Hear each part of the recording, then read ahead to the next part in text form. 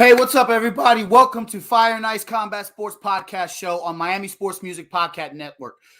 First, before we get started, I wanted to just remind everybody to please hit that like button and subscribe. Come join the channel today.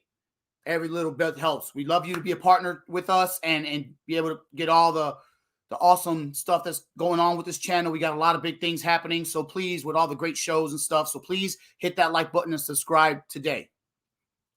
Well, without further ado, I'm going to go ahead and bring in my companion, my co-host with the most. Y'all know him from Clock Blockers, my man, Stephen D. What's up, baby? How are you, man?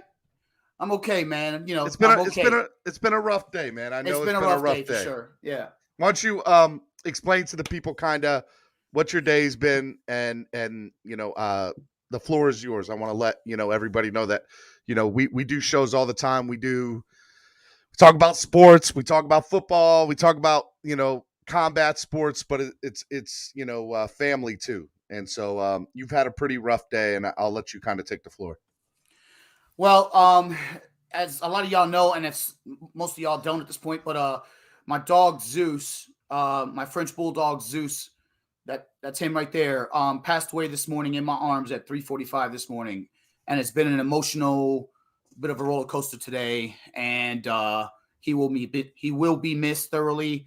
And Zeus, mommy and daddy love you, and we thank you, and we dedicate this show to you tonight, and thank you for being in our lives. I tell people all the time, for some people, I have a 5 and 7-year-old. I don't have dogs, but for some people, their dogs are their kids. And I know Zeus didn't like me sitting in his spot on the couch. I know that. He was like, man, I came over a weekend a couple of weeks ago. He's like, my God, what are you doing in my spot, man? You're killing me, Smalls. Yeah, but you couldn't help by the end of the weekend love Zeus, man. Zeus was a great dog. He was awesome. We were chilling. He was awesome, man. We were chilling, but when it was all said and done, man. I just want you to know that I love you, brother. You. And that, my heart goes out to you, and I'm always here for you if you need me. Yeah, I mean, absolutely. Like I said, the show's in memoriam of Zeus, and I want to thank all my guests that are coming on tonight. I apologize for me wearing the glasses today. My eyes, as you know, if you lose a loved one, they've been a little bit in the water. You've just had sun in your eyes all day. You've had, I got you. I had sniffles. The allergy's really bad today. So, so I'm rocking these glasses to kind of keep my eyes from that. But I got this big ass bright light in front of me, and it's just kind of, affecting my vision and stuff. I want you to remind everybody too. Thank you, Ryan. I appreciate that. Before we get started, that this is a parental advisory. Explicit context, strong language. Listen, this show is real. It's gritty. It's in your face, but we have a lot of fun with it. The fighters are going to come on and be themselves. You'll get a chance to talk to them. Tell the kids to go to bed. It's time for them to go to bed. Yeah, it's time to put the kiddos to bed because we're about to get raw. So I'm ready to go because look, we got a great show tonight. We got a great lineup. Got a lot of up and coming talent. Yeah, why don't you tell the people who we got coming on tonight? Man, we got Kane the Beast Tomlinson from BKFC. This is actually his fight week. He's getting ready to fight as well. Man, we got a legend in boxing, Scott Cujo Sigmund. Man, that guy's an awesome dude. He's a great fighter. He's fought the likes of Kelly Pavlik and Roy Jones Jr. Man, Kendra's got jokes. Oh, she does. We got the founder and creator of Streetbeefs, man, Christopher Scarface Wilmore. I'm excited. Yeah, I'm really excited about that. The guy has well over 2 million followers, has been in documentaries and shows, and it's just great to have him on. We got an upcoming next level boxer that's coming up at Michael Doman. He's an upcoming amateur heavyweight. He's taking the DMV by storm. He's making a big name for himself, and he's coming along. And then we got the promoter for Rocket Combat Sports, Chris Rollins. And then we also have, and he's got an upcoming show this coming Saturday in the Winchester, Virginia area. And then we got a fighter that's getting ready to come on and fight on that same card. He's a pro MMA fighter, up and comer. Listen, when I tell you this guy can bang, this dude can bang. Like, he beats the crap out of dudes when he fights with them. And his name is Irish Anthony Wilson. Is he Irish? I just want to know if he's Irish. I believe he is, actually. I believe he is. A lot of people are confused because he's African-American, but He is definitely Irish. So he's, he doesn't have the accent or anything, but he's part Irish. So it's great. I think we got the first guest on, Kane. I think he's in the back room. Is Kane in the back room already? I don't know. See. You want to bring him on? I can't see. Hold on. I'm going to have to short screen this. Here we go. All right. So, yeah, I see Old Dog's Bite. So, yeah, let's bring him on. He's here already. I don't know. He might be having trouble with his stream. Kane, if you're listening, get to a location where you're not going to be moving. Stay in one spot. All right, but while we wait for Kane Kane go back out and come back in, I want to ask you: any big fights happened over the weekend, or any combat sports news? Big combat sports. Yeah, I mean, PFL was on. We had PFL on this past weekend. Bellator. Some really, really good fights. And we'll be able to get into that here in a little bit. But, yeah, man, like I said, I don't know if you guys know, but like I said, I got my bourbon here ready. Got that ready. The Woodford Reserve Double Oaks ready to go. So, yeah. But, yeah, there was some big fights. Gleison Tebow with an incredible knockout versus a guy from the DMV area with Michael Terrell. Michael will be on the show here sometime in the next week or two. And yeah, man, it's we're gonna have a lot of guys get ready to talk to. And we got a couple big name fighters coming from the Miami area that are gonna be on the show next week. So, I'm super stoked about that, and I know there's a big bare knuckle fight this weekend that I guess when we get Kane on here, we'll be able to talk about that. Or not this weekend, right? Next week or this weekend? No, it's this weekend. It's this Friday, baby. Yeah, Bare Knuckle FC 20. Big shout out to Dave Feldman and those guys. We're going to have Kane the Beast Tomlinson here on soon once we realize, I don't know if he's having issues with his thing. Oh, there he is. Well, we're trying to get him on. But this is the magic of radio. it's never as easy. I mean, you've been doing this a lot longer than me, and you're a bit of a mentor to me, and I look up to you when it comes to this stuff. But it can be a little bit confusing. Huh? NorCal says Kane hopefully has better internet than I do. NorCal, every time I talk to you, you always got spotty internet, man. You got to move to a better location in California. Winchester Boxing and Fitness gives the thumbs up. Guys, make sure you guys are hitting that thumbs up too, hitting that like button. All right, we're trying to get Kane on. Big thank you, George. I appreciate the sentiment. Thank you, Ryan. I appreciate the sentiment, man. Dan Burke. Got Dan Burke in the building. Yeah, man. Appreciate you guys coming on. The Godfather. Forget about it. The Godfather, Mark NorCal Dolphin Angelo, the main man. So shout out to all the people that are coming on. I'm having a hard time trying to pull everything up. I know you gotta love I ain't moving. I gotta be free. Shout out to you, Mark NorCal. All right. While we wait for Kane to get on, explain to people, for those of people who don't know, bare knuckle fighting is becoming one of the hottest combat sports in the country. I mean, they're booking fighters left and right. They're booking. I know, it's insane. It's UFC crazy. Fighters, boxers, they're getting everybody. It's the one sport where you mix all these great fighters from different combat sport genre, Muay Thai, boxing, MMA, K1, Glory, and you put them in a square circle and you make them knuckle up with bare hands. The only thing that's wrapped up is their wrists and that thumb, but everything else is just solid bare knuckle. And these guys standing there and beat the brakes off of each other, and it's awesome. Explain to me, what is that like from a standpoint of, Muay Thai, or not Muay Thai, but, say UFC or boxing where there's gloves involved. Do fighters tend to hit more because they don't you'd be surprised. A lot of these fighters, man, they're throwing high, like Reggie Barnett Jr., who we had on the show last week. He was awesome. Shout out to Reggie. Shout out to Reggie. I mean, the guy has a huge high output of punches. I mean, these guys let their hands go, man, and it's great to watch. Plus, these guys can get up close. They'll get in a clinch, throw punches, and a little bit of dirty boxing, which is fantastic. And you want to see that. And, man, you get some incredible knockouts and some brutal knockouts. These fights, I'm telling you, they are brutal.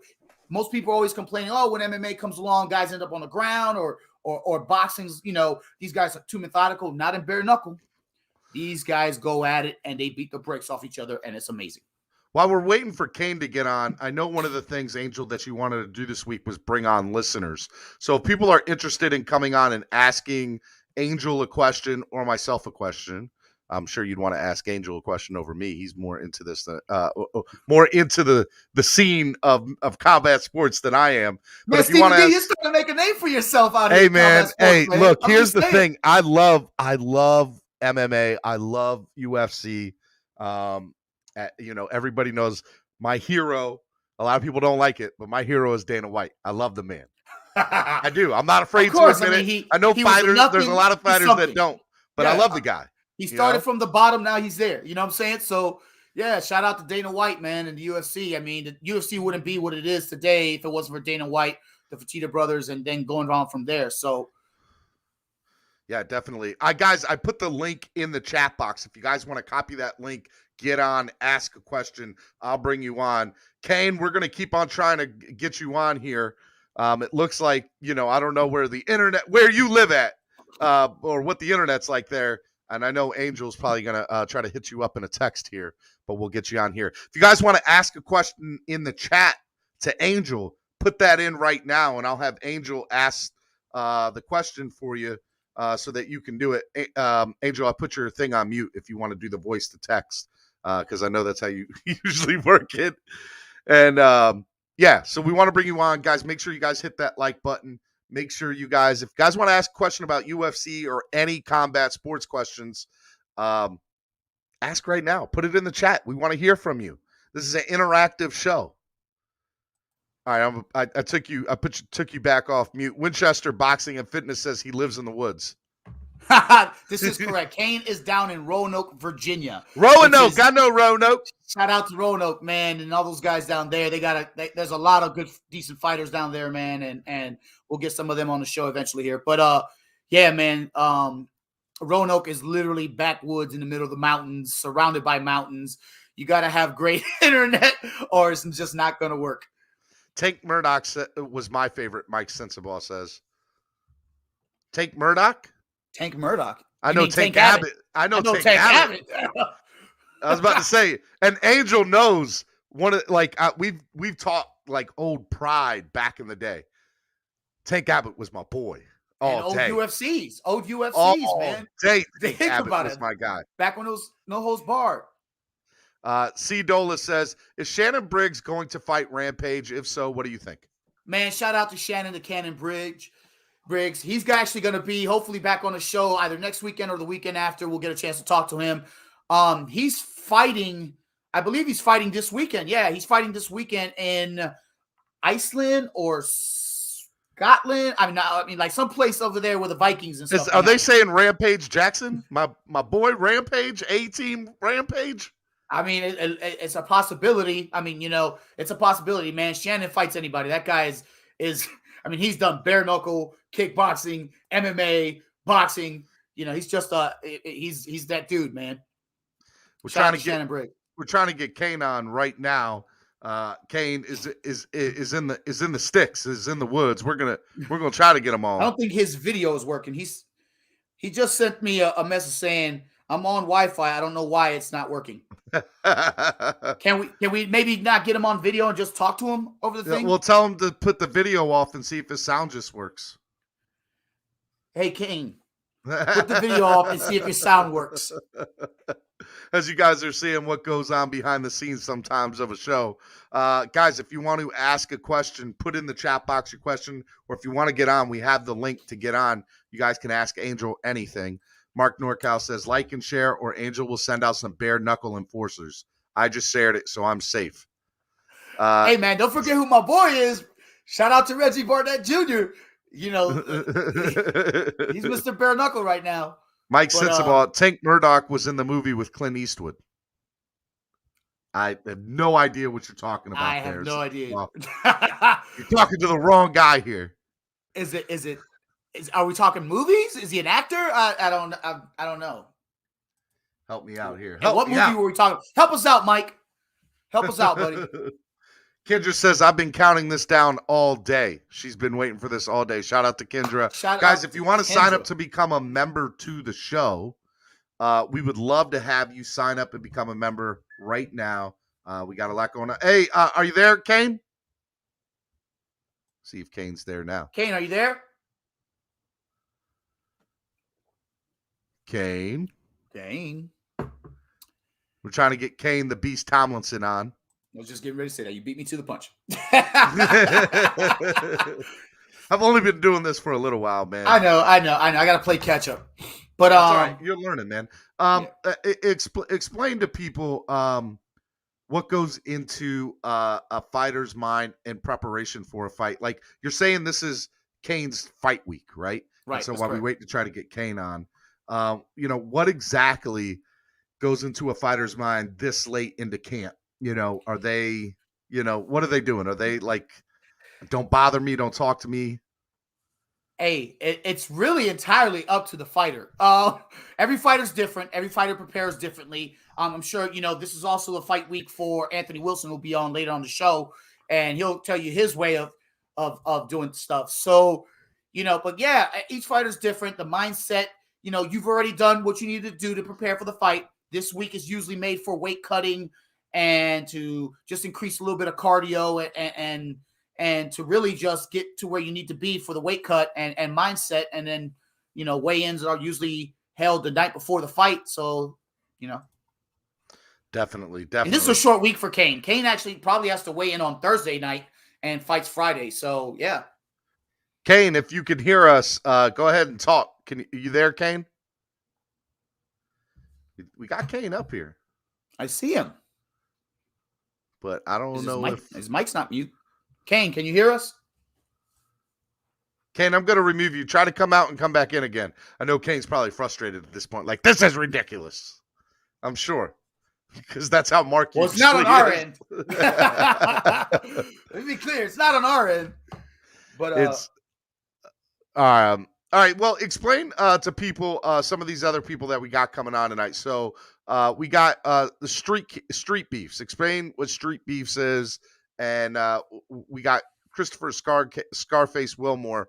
All I know is they have a buttload of followers on YouTube. Yeah, man. If you follow anything about Street Beefs or even know anything about Street Beefs or has heard of it, Scarface is at the forefront. He's basically the Dana White of Street Beefs. So Street Beefs is, I think it's a really cool thing. These guys, you get a lot of guys that, instead of being out in these streets fighting or getting in trouble or doing stuff, they'll go out to, I believe it's called Satan's backyard is what they call it. It doesn't more raw than that, but, and they make them knuckle up, I mean, it's known for beef fights, but there is actually, believe it or not, they do have some talent on. I feel like that's old school. What's my man back in the day? Kimbo Slice, man. Kimbo Slice. It's like something just exactly like that. But this guy he gets a lot of fighters. I mean, these guys bring in fighters from all over, just from regular dudes, Joe Blow to pro fighters that have even fought on. And nobody shuts that down? No, it's crazy. It's not illegal. Oh, so, it's not okay. So it is what it is. I mean, people have tried, I'm sure, and Scarface will come on and tell you his story. But which I'm excited about hearing. I am very excited. I guess we got Kane back. I don't know. Kane, we still trying to get Kane on. We're gonna try to get Kane on the whole show. I don't know who you have coming up next. Maybe you can tell them to get on a little bit earlier. But you guys are listening right now to the Fire and Ice Combat Sports Podcast. He is Angel Ortiz. I am Stephen D. If you guys like the podcast, hit that like button. We're always dealing with some technical difficulties up here, man. Hey, that's podcast life. Unless you got a high level production, that's podcast life. Even those high level productions have issues. Look at Angel. Have you heard of Christian McCain, former Miami Dolphin, now fighting MMA? Yes. Where's he fighting at? I haven't seen him on any show as of yet, but I heard he is training and getting ready for fights and stuff. So we got to get that man on. He's a former Dolphin. Yeah, got to make that happen. Yeah, definitely make that happen. We got a lot of fighters, man. I'm telling you, next week's lineup is going to be great, or as I say, next week's card is going to be great, and then the following week after that, we're starting to book fighters. Everybody wants to be on the show now, man. It's awesome. It is definitely awesome, especially when you can get on the show. Not saying nothing to Kane or nothing. I don't know Kane. I don't want no problems with Kane. He bare knuckles, man. Hey, man, he's I don't want no problems. Old dogs bite, man. Kane is probably my age and still out here banging with these young dudes, man. It's crazy. I don't want no problems. Who we have coming up next that we can kind of promote while we're trying to get Kane on? I know that we are experiencing the technical difficulties with Kane, but next up we do have, I believe next up should be, well, Scott Cujo Sigmund will be coming on here shortly. Okay, in the next few minutes. Yeah, next few minutes. And if you know who Scott Cujo is, man, like I said, he's a boxer who's fought for multiple championships as well as been around the game for a long time. He's probably one of Virginia's top boxers to ever come out of Virginia. And just an all-around great fighter. Is he on any? Has he been on any big undercard yet? He fought Roy Jones Jr. Oh, okay. He fought Kelly Pavlik. So I'm going to go out on a limb and say, yeah. Oh, I like it. Uh-oh. Look at Eric Carrier. Got Eric Carrier. Shout out to Eric Carrier, Stephen D. You sexy son bitch. I told you, Stephen, you're looking beautiful today. I don't know what's going on, man. You're looking quite handsome, dapper. Hold on. Looking quite dapper. Yeah, look at that. Oh my God. Yeah, what's up, I do look good. Don't blow my head up. Don't make me. You ain't got something to say to me, blow my head up. You don't need to do that now. I'm saying, man, I don't know. I mean, you must have gotten your hair did or something. Hey, something like that. All right, I want to. If you guys want to ask Angel a question, ask right now. Put it in the chat box. Kendra says it's the glasses. I got to take them off like Stefan did, like Steve Urkel. I'm Stefan. What's up? I like it. Yeah, guys. Hey, Eric, man, I don't know if you know, my dog Zeus passed away, man, today, and I've been a bit of a sobbing mess, so that's why I'm rocking the glasses today. Plus, I got this bright-ass light right here, and it's like, it's all in my face, and I was just like, just blame it on the light, man. You ain't seeing all the wrinkles, man. You ain't doing all that. So, yeah, that's why I'm rocking the sunglasses, my man. All right, we got our first guest. Besides Kane, we couldn't get Kane on, but it looks like we got Scott in the back room here. So let's go ahead and let's get Scott. Let's get him on. What's up, Scott? Man, how you guys doing? Everybody, we got Scott Cujo Sigmund in the building. What's up, Scott? How you doing, my man? I've been all right, I guess. A little bit fat, a little bit tired, and I've been training as much as I should be. I can relate, Scott. I can relate. Well, we're all. I'm a big guy. I can relate. This is what I'm doing right now. So I'm trying to quit that. Scott, man, I appreciate you coming on the show today. As you know, people know or have heard about you, man. You've been in the boxing game for a long, long time. You're one of Virginia's top prominent boxers that ever come out. You fought some big names and fought for titles, man. Tell us, man, what's going on with you, and how are you feeling, and what's next? What you got popping, brother? Well, I definitely appreciate the kind words. First off, I know your co-host here. You asked, had I ever been on any big undercards? First off, I've been in 38 main events, so most of the time they're on the disrespect is real. I'm sorry, I don't want no problems, my guy. Yeah, so me and my first big main event was probably Kelly Pavlik on ESPN. We were at the Hard Rock. Of course, I fought in the first ever boxing match on UFC Fight Pass against Roy Jones Jr. I've had very big cards with 1,500 plus people in Lynchburg. Wow. Previously also. Well, I want to ask real quick, just the Miami reference there. What was it like fighting inside the Hard Rock, man? Oh, well, we were actually in the Hard Rock in Vegas. Oh, see, there we go. All right, we weren't down in Miami at that. Sorry, Hard man. Rock. We're you say Hard Rock on Miami, we automatically go down to South Beach. Maybe that's what we're doing there. All right. Well, then my follow-up question is, what was Roy Jones Jr. like? I had worked with Roy some in the matchmaking aspect of some of his promotions previously, and we kind of got to know each other slightly during that. And he always promised me that his last fight I could fight him. He was fighting. Of course, I was coming off a broken hand. I was really out of shape. I had 6 weeks, but I got to fight Roy if he lets me. He wasn't the old Roy, you know what I'm saying? But I mean, he was for about 15, 20 seconds around. And it was, he did a good job. I don't care. Roy Jones is still dangerous to me. Like, yeah, I think I won 2 rounds on 2 scorecards and 3 on the other one. I controlled about 2 minutes, 2.5 minutes of every round, and then he would just explode for 30 seconds and just take away all the work I did.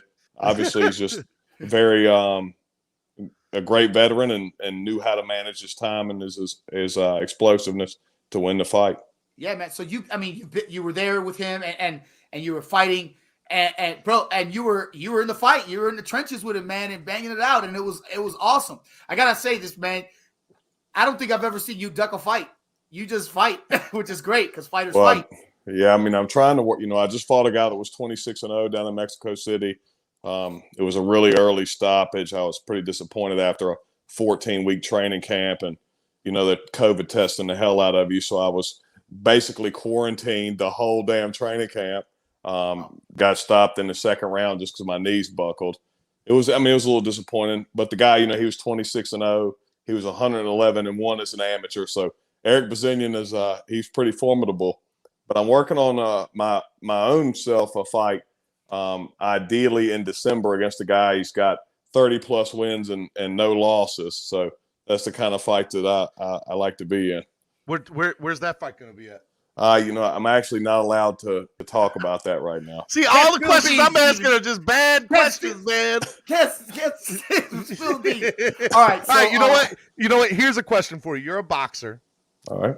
Boxing right now, obviously, is.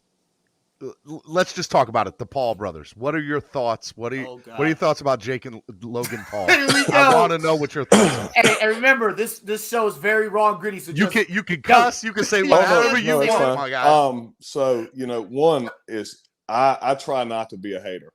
Now Logan Paul, as far as like if you watch him outside the ring and the things I think he's a very good person. Now Logan.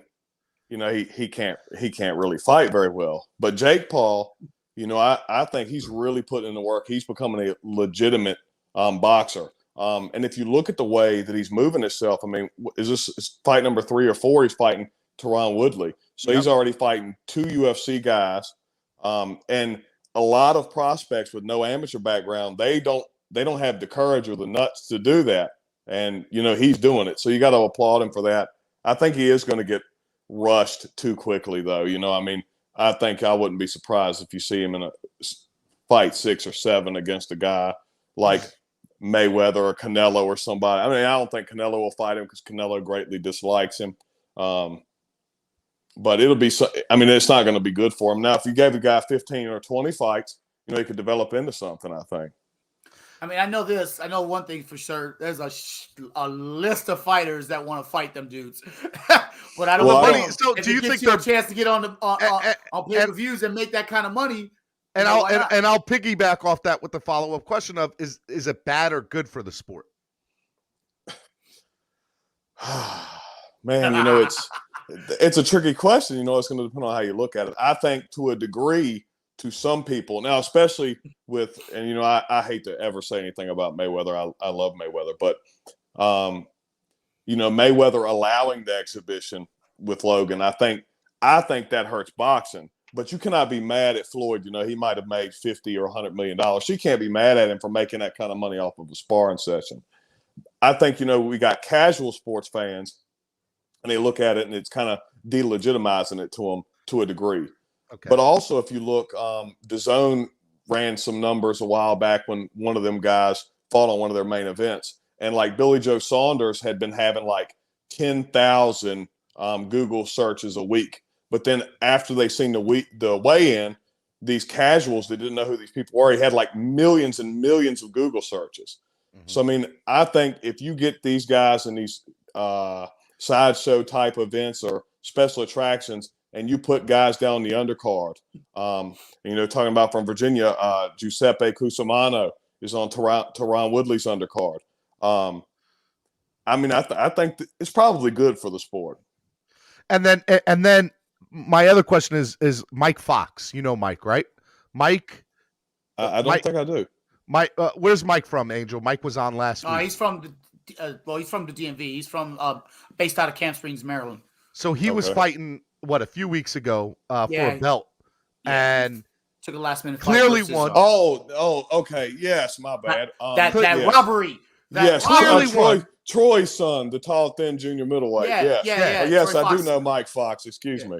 So he clearly won, and obviously it went to the judges, and he lost. And I feel like as a combat sports fan, I witness all this all the time in boxing, and which is why I'm not a huge boxing fan the way I used to be, 7, 8, 10 years ago. How does boxing clean up that image? And is it something that is even their fault to begin with? So it's the, I guess the word I'm looking for, maybe ineptitude, inadequacy of the judges, which falls on the state. So, people always say, oh, it's corruption. A perfect example I'll give you is you go back to Manny Pacquiao fighting Tim Bradley, which was actually the day after I fought Pavlik in Vegas. And Pacquiao loses a decision to Bradley. Bradley fought his ass off, but he probably only won 2 or 3 rounds. And Pacquiao loses the decision. What level of corruption would do that to the guy that's moving the sport? I mean, he's the golden goose. So it proves to you that it's incompetence. Yes, it's incompetence, inadequacy. Yes. Say that, Angel, 5 times fast. You would definitely see that in MMA too. The judges are coming from the same place, the athletic commissions. The thing about MMA that's great for the fans is it's a lot higher likelihood that the fight does not go to the distance. So you're not, and there's definitely bad decisions in MMA. I've seen them. Oh, there's plenty of them. I just find that, number one, I'm a huge fan of Dana White and the UFC from a marketing standpoint and what he's done to the sport and how he's grown it and how he overtook boxing in a span. If you guys really think about it, in a span of 15 to 20 years, he surpassed boxing, in my opinion. Well, on the popularity level. I mean, now the problem is we all know that that's not true. It sounds good, but it's not true. Explain to me. I'm an average fan, so explain to me. Okay. I want to learn. That's not even remotely true. I mean, boxing, right? Boxing. I didn't mean to cut you off, Scott, but boxing is literally. I mean, when it comes to combat, it's the epitome financially. I understand that their pay-per-views get millions more. I get that, but I'm not talking about fighter pay. But how does that happen with fighter pay? But we'll also talk about UFC does some great things too that I'll explain to you in a minute. But if you look at Google Trends, here's a better. The NFL is incredible here in the States. All right, so you'd be like, oh my gosh, it's so much more popular than soccer. Mm-hmm. Well, we know that's not true. We know that's the same. Boxing is like soccer, and the UFC is like the NFL. It sort of in my eyes. Now, what I will tell you that the UFC does great. Now, remember, UFC is a league or a promotion. It's not the sport. So definitely these guys at the bottom of the sport, they're getting 400 and 400 or 600 and 600. It's horrible. Hell, when you start, it's only 250 and 250. Oh, so. Well, maybe something like that. Terrible. But when the great thing is when you get to the UFC, the bottom guys and the mid-level guys, I think that's what they do a lot better than boxing. You might have, a mid-level guy in this sport, in boxing, $7,500, $15,000. They may have to wait around 2 years to get a $35,000 or $40,000 fight. But that's commonplace for a mid-level guy in the UFC. So I think that part is great. Now, you get a guy that's at the very top echelon, he's pay-per-view, cash cow. In MMA, he might only be making $5 million or $6 million or something like that guaranteed. And, you got Canelo Alvarez, right? He's probably going to make, when he fights Plant in December or November, if they get it done, you're going to be looking at probably a guaranteed $40 million. And then, if that does like 1.5 million pay-per-views, you're probably looking at like $80 million. Or the Joshua Fury fight before it died. They were both guaranteed the biggest guarantees ever. I think it was $50 or $55 million without a ticket or pay-per-view sold a piece. So let's talk some of these boxing matches that are coming up that you just happened to mention. The first fight, Bradley, you said who was it again? I'm sorry. The Bradley and Pacquiao? Yes. No. The one that's coming up in December. You said that's a possibility. It might be November. It got moved off the September date. It's Canelo Alvarez and Caleb Plant. I mean, Caleb is a stud. So, I mean, is that the next big fight in boxing? I think a lot of people are still excited about Tyson Fury, Deontay Wilder. 3. I would like to see Devin Haney in with any of the lightweights. That's awesome, man. I mean, yeah, David is a stud too. So we're looking at, and what are your thoughts on the third fight between Fury and Wilder? I mean, no, Wilder's always got that chance to just hit you and stop you. But we've seen a lot of people don't remember Steve Cunningham. He dropped Tyson Fury in Tyson Fury's debut in the States. And I mean, he was out cold and he got up from it, very similar to that second knockdown in the Wilder fight. I mean, he looked dead and he got up. So, I mean, Fury passes all those tests. Fury can take a hit to the face. That's what that man can do. Now, one thing that's really still very unknown in athletes is coming back from COVID. And Tyson he's just had to fight postponed with COVID. So, we don't really know what that looks like when he comes back. I mean, I guess you have to favor Fury. I mean, they screwed him in the first fight and gave Wilder a draw, even though Wilder won 2 rounds. I mean, Fury's already outboxed him once. And then the second fight, Fury bullied him. Yeah. So, I mean, pretty much. I just don't agree why this fight's even happening. Like, the man, Fury should have won that first fight. I mean, anybody that knows box or just even how the point system works. It's money. Fury, it's money. It's a money grab. I get it. But why at this point? I mean, because there's no boxing. Boxing Fury is missing a big in the last fight. Boxing is missing and then big he came up with all kinds of excuses. That's not true, man. You keep hating on boxing. We got the two of the biggest stars in sports, Anthony Joshua and Canelo Alvarez. There is no MMA fighter in the world that's doing those numbers. Actually, I guess we even got the third biggest name because there's no MMA fighter in the world doing the numbers that Jake Paul's doing. That's right. We got a guy who's got 3 fights that's doing bigger numbers. Now, listen, I'm not hating on MMA, bro. I'm not. I think to a degree, it's almost necessary. Also, the product in MMA, the UFC promotion, is much more well controlled throughout because they got a monopoly. Yeah, but here's Cujo. Let me. I'm an average fan. But There's a million belts. There's no, you have a million ranking systems. To me, there's I think a million. You're stretching it a little bit here. Okay, they got ranking stretches. And I understand, but if I want to go, Angel, if I want to go to MMA and I want to know right now who the best, top 15, I'm going to UFC. I'm going to UFC, and 90% of the world. Doesn't Bellator have some guys? Bellator's got top ranked fighters. ONE FC's got top-ranked fighters. The big promotions that are out there in boxing or mixed martial arts, hell, even kickboxing, Lion Fights, Glory Kickboxing, so on and so forth, they have title holders. And some of these title holders can be anywhere in the top 20 when it comes to combat sports. So you can't really – that's really not a valid argument to say. You got to understand that each weight – so boxing has the WBO, WBA, IBF. There's 4 different belts. Which one is better than the other? That is a major listen. Boxing has a lot of flaws. Boxing is certainly far more flawed than not MMA than UFC. See, MMA has all those flaws too. Nobody watches MMA; they watch UFC. You see what I'm saying? That's why, and I agree with you. Dana White has done an incredible job. Also, like I said, you might watch one of these PBC cards, and there's 4 fights, and 3 of them are stinkers. Okay, because the managers and all these people got control, even though the fighters might be getting paid well. But the UFC product from top to bottom is controlled a lot better, right? I love watching early prelims. I love watching early prelims of UFC fight. I would never watch the first 4 or 5 fights of a boxing card. Well, it's because you don't know who's on there, though. That's true. That is true. I'm not. That's true. Hey, let's ask Stephen D this question, though. Do you know everybody that's going on the early prelims of the MMA of the UFC? No, but here's what I watch. That's how I found out about Sugar Sean. I watched his first 2-3 fights, and I was all in on the kid. I was like, this kid is awesome. Great fights. You're still going to see great fights in the early prelims in boxing. You actually might see better fights in the early prelims in boxing because typically the guys at the very top echelon of boxing get there because they're great defensively. So the guys aren't easy to hit.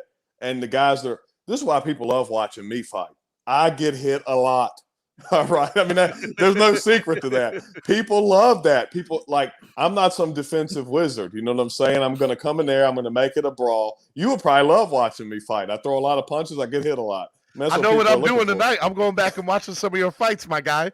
Well, make sure you watch a couple I win. They got all the ones I lost on YouTube.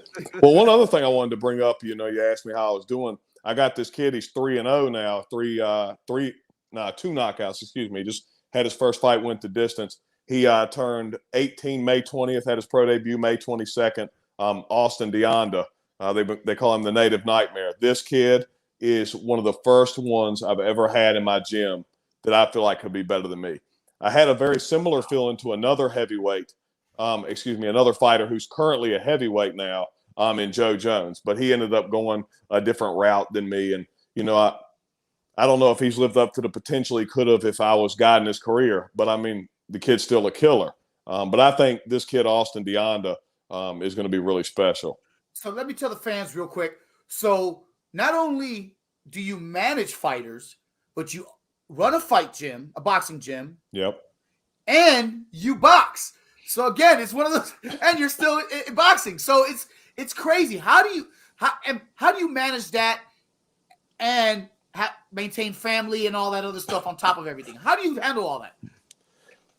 Well, I've been blessed with a great support system. My wife is, I just give her the money. She runs the household. You know what I'm saying? She keeps all that together so I can focus on the gym, promotions. Charles Crumpler, who helps me manage my fighters. Owen Hilton, Charles is his father, actually, Cole. Oh. But, Cole's been inactive for an extended period of time. He had double elbow surgery. He had both elbows with Tommy John. So, hopefully we could see him come back. But those are some serious surgeries. But Owen Hilton, he runs the gym for me most of the time if I'm in fight camp, who's also a fighter that I got 4-1. I think he's a flyweight or a super fly. I don't know what it is when they get that. He fights 115 pounds. I know that. So I mean, that's how I do it. The team around me is the secret. So is the Hurt Factory 100%. Boxing and Fitness, is that your gym? That's correct. All right. First of all, I'm gonna need one of those shirts, my guy. Okay. Need that. It looks good. Angel, just tell me where to send it. And then also Austin Deonda and Owen Hilton, not this Rocket Combat Sports coming up, but the one that's in October is going to be boxing. I'm going to have them on the card, and I'm going to, I help Chris a little bit. I guess I'm part of Chris's indirect team also. I guess I'm more of like an advisory role for Chris. Yeah, Chris is another guy that's doing it all. Great. Chris is doing it all. And he is. He's another one that's doing it all. Yeah. I mean, that's the thing about fighters that have been at a higher level. It's not just them boxing, but they're running gym. And people forget this. The average fan doesn't know this. Fighters are running gyms, are taking on private clientele, are dealing with every day-to-day stuff and training on top of that and running a side business or doing what they got to do, going to school. It's kind of an awesome thing to see, especially a lot of fighters, at your level and so on. Well, I'm fortunate enough that I do boxing full time. That's something I am very, very lucky to do. I think Chris has, a big time job. I do believe he does have a lot more guts for promoting than me. I've only ran probably 16 shows or so throughout the last 13 or 14 years. I mean, Chris ran 2 shows in the height of the pandemic, I believe, and he's coming back. I love working with Chris. Very professional, very intense. But you should ask Chris. Chris was an MMA fighter. I think he might have had 15 or 20 pro MMA fights, and I think he's got 5 or 6 pro boxing matches. So he'd be a good guy to talk to about boxing and MMA because he's actually been involved in both intimately, which I have not. Yeah, I mean, I've had a pleasure to referee a couple of Chris's fights. So, yeah, I've seen it. And I'm actually really excited about the fact that Rocket Combat Sports is doing a boxing show. And I believe it's boxing and mixed martial arts, if I'm not mistaken, or kickboxing. And it's in October. So, yeah, I'm really excited about that. It's always good. I love the shows that are mix and match. Me personally, as a fan, I love the shows that are mix and match because you get a variety. You get good boxers and you get, good MMA fighters and you get good Muay Thai kickboxers or American kickboxers. And yeah, it's always a good thing to see the difference in combat sports and not just, okay, people go, they want to see boxing, boom, boxing big. They want to go see MMA specifically. But when you go to a show that's throwing multiple things like Rocket Combat Sports, like Fire and Ice Fighting Championships, like any of those, that you're gonna see a variety, and that's actually a pretty cool thing. Yeah, you never know. There might be an MMA fan that's never seen a boxing match, or a boxing fan that's never seen an MMA match, and you may create a new fan of that sport from an event like that. Yeah, absolutely. And I believe it's more the latter. I believe you're gonna see, a boxing fan, a traditionalist boxing fan, see an MMA fight for the first time, and they're gonna be like, "Oh, that's kind of cool." Yeah, so I was the first season of The Ultimate Fighter, I think. What was the last fight on that? Oh, man. It was Diego the Nightmare Sanchez. The last fight. No. Fighter? It was all stand-up. Wasn't it wasn't Stephan Bonner in that fight? Oh, you're talking about well, yeah, because there was two different weight classes. Talking about season 1, right? Yeah, season 1. The very was two different weight classes. So Stephan Bonner and Forrest Griffin were in. Yes. So I had seen several MMA fights prior to that. And I don't know much about grappling, and but I seen that fight. I watched the whole thing, and I was like, my goodness, this is incredible. I mean, it was like Arturo Gatti, Mickey Ward style feeling. You know what I'm saying? You just knew you were witnessing something special to see two guys dig that deep in their soul to pull it out. Yeah, and it's incredible. I mean, that's the fight. If you ask Dana White, you ask anybody, that's the fight that defined and made mixed martial arts what it is today. That's I believe fight. It. That's the fight right there where you get two guys that just unleash on each other. Cujo, before we let you go, I want to ask you a speed round of questions. Are you ready? All right, go ahead. All right, man. Marvel or DC? What's Suicide Squad? I just watched that. I like that. DC. Well, yeah, we'll go with DC then. What? Wait a minute. I don't really know a lot. That movie was trash. I thought it was horrible. I thought it was the worst Suicide Squad. Worst, and there's only 2 movies. So I thought it was hilarious. I thought it was hilarious. Spoiler alert: a starfish. Come on, my guy. They had Patrick. I liked it. I was about to say Patrick was from SpongeBob was the enemy there. I don't know, man. To me, the Weasel just stole the show. That alone was worth the watch. Hey, highlight Winchester Boxing and Fitness's thing on that. Oh wait, I'm not done. I got speed questions. I gotta say it. He says that movie is trash. I'm facts. All right, next question. Mount Rushmore of boxing. Oh yeah, I did this several years ago. Marvin Hagler would be number 1 for me because he kind of embodies everything a boxer should be. He came up the B side. He earned everything the hard way. I would put Joe Calzaghe, who's 46-0. He beat Bernard Hopkins and Roy Jones back-to-back at the end of his career. His father, Enzo, trained him from a little kid. He had never trained anyone prior to that. One of boxing's great stories. Floyd Mayweather for the business acumen that he brought to the table for young fighters to model after. And then you would have to go with the greatest man to ever box, Muhammad Ali. Muhammad Ali. All right, a fight you would want to see with people that are either dead or alive in their primes. The greatest boxing match. If you could see the greatest boxing match ever, who would you want to see fight? That's a hard one. I mean, I guess I'd go with the active guy versus the past guy, and I just brought up Marvin Hagler. I would love to see Marvin Hagler fight Canelo Alvarez. Ooh. That's a banger.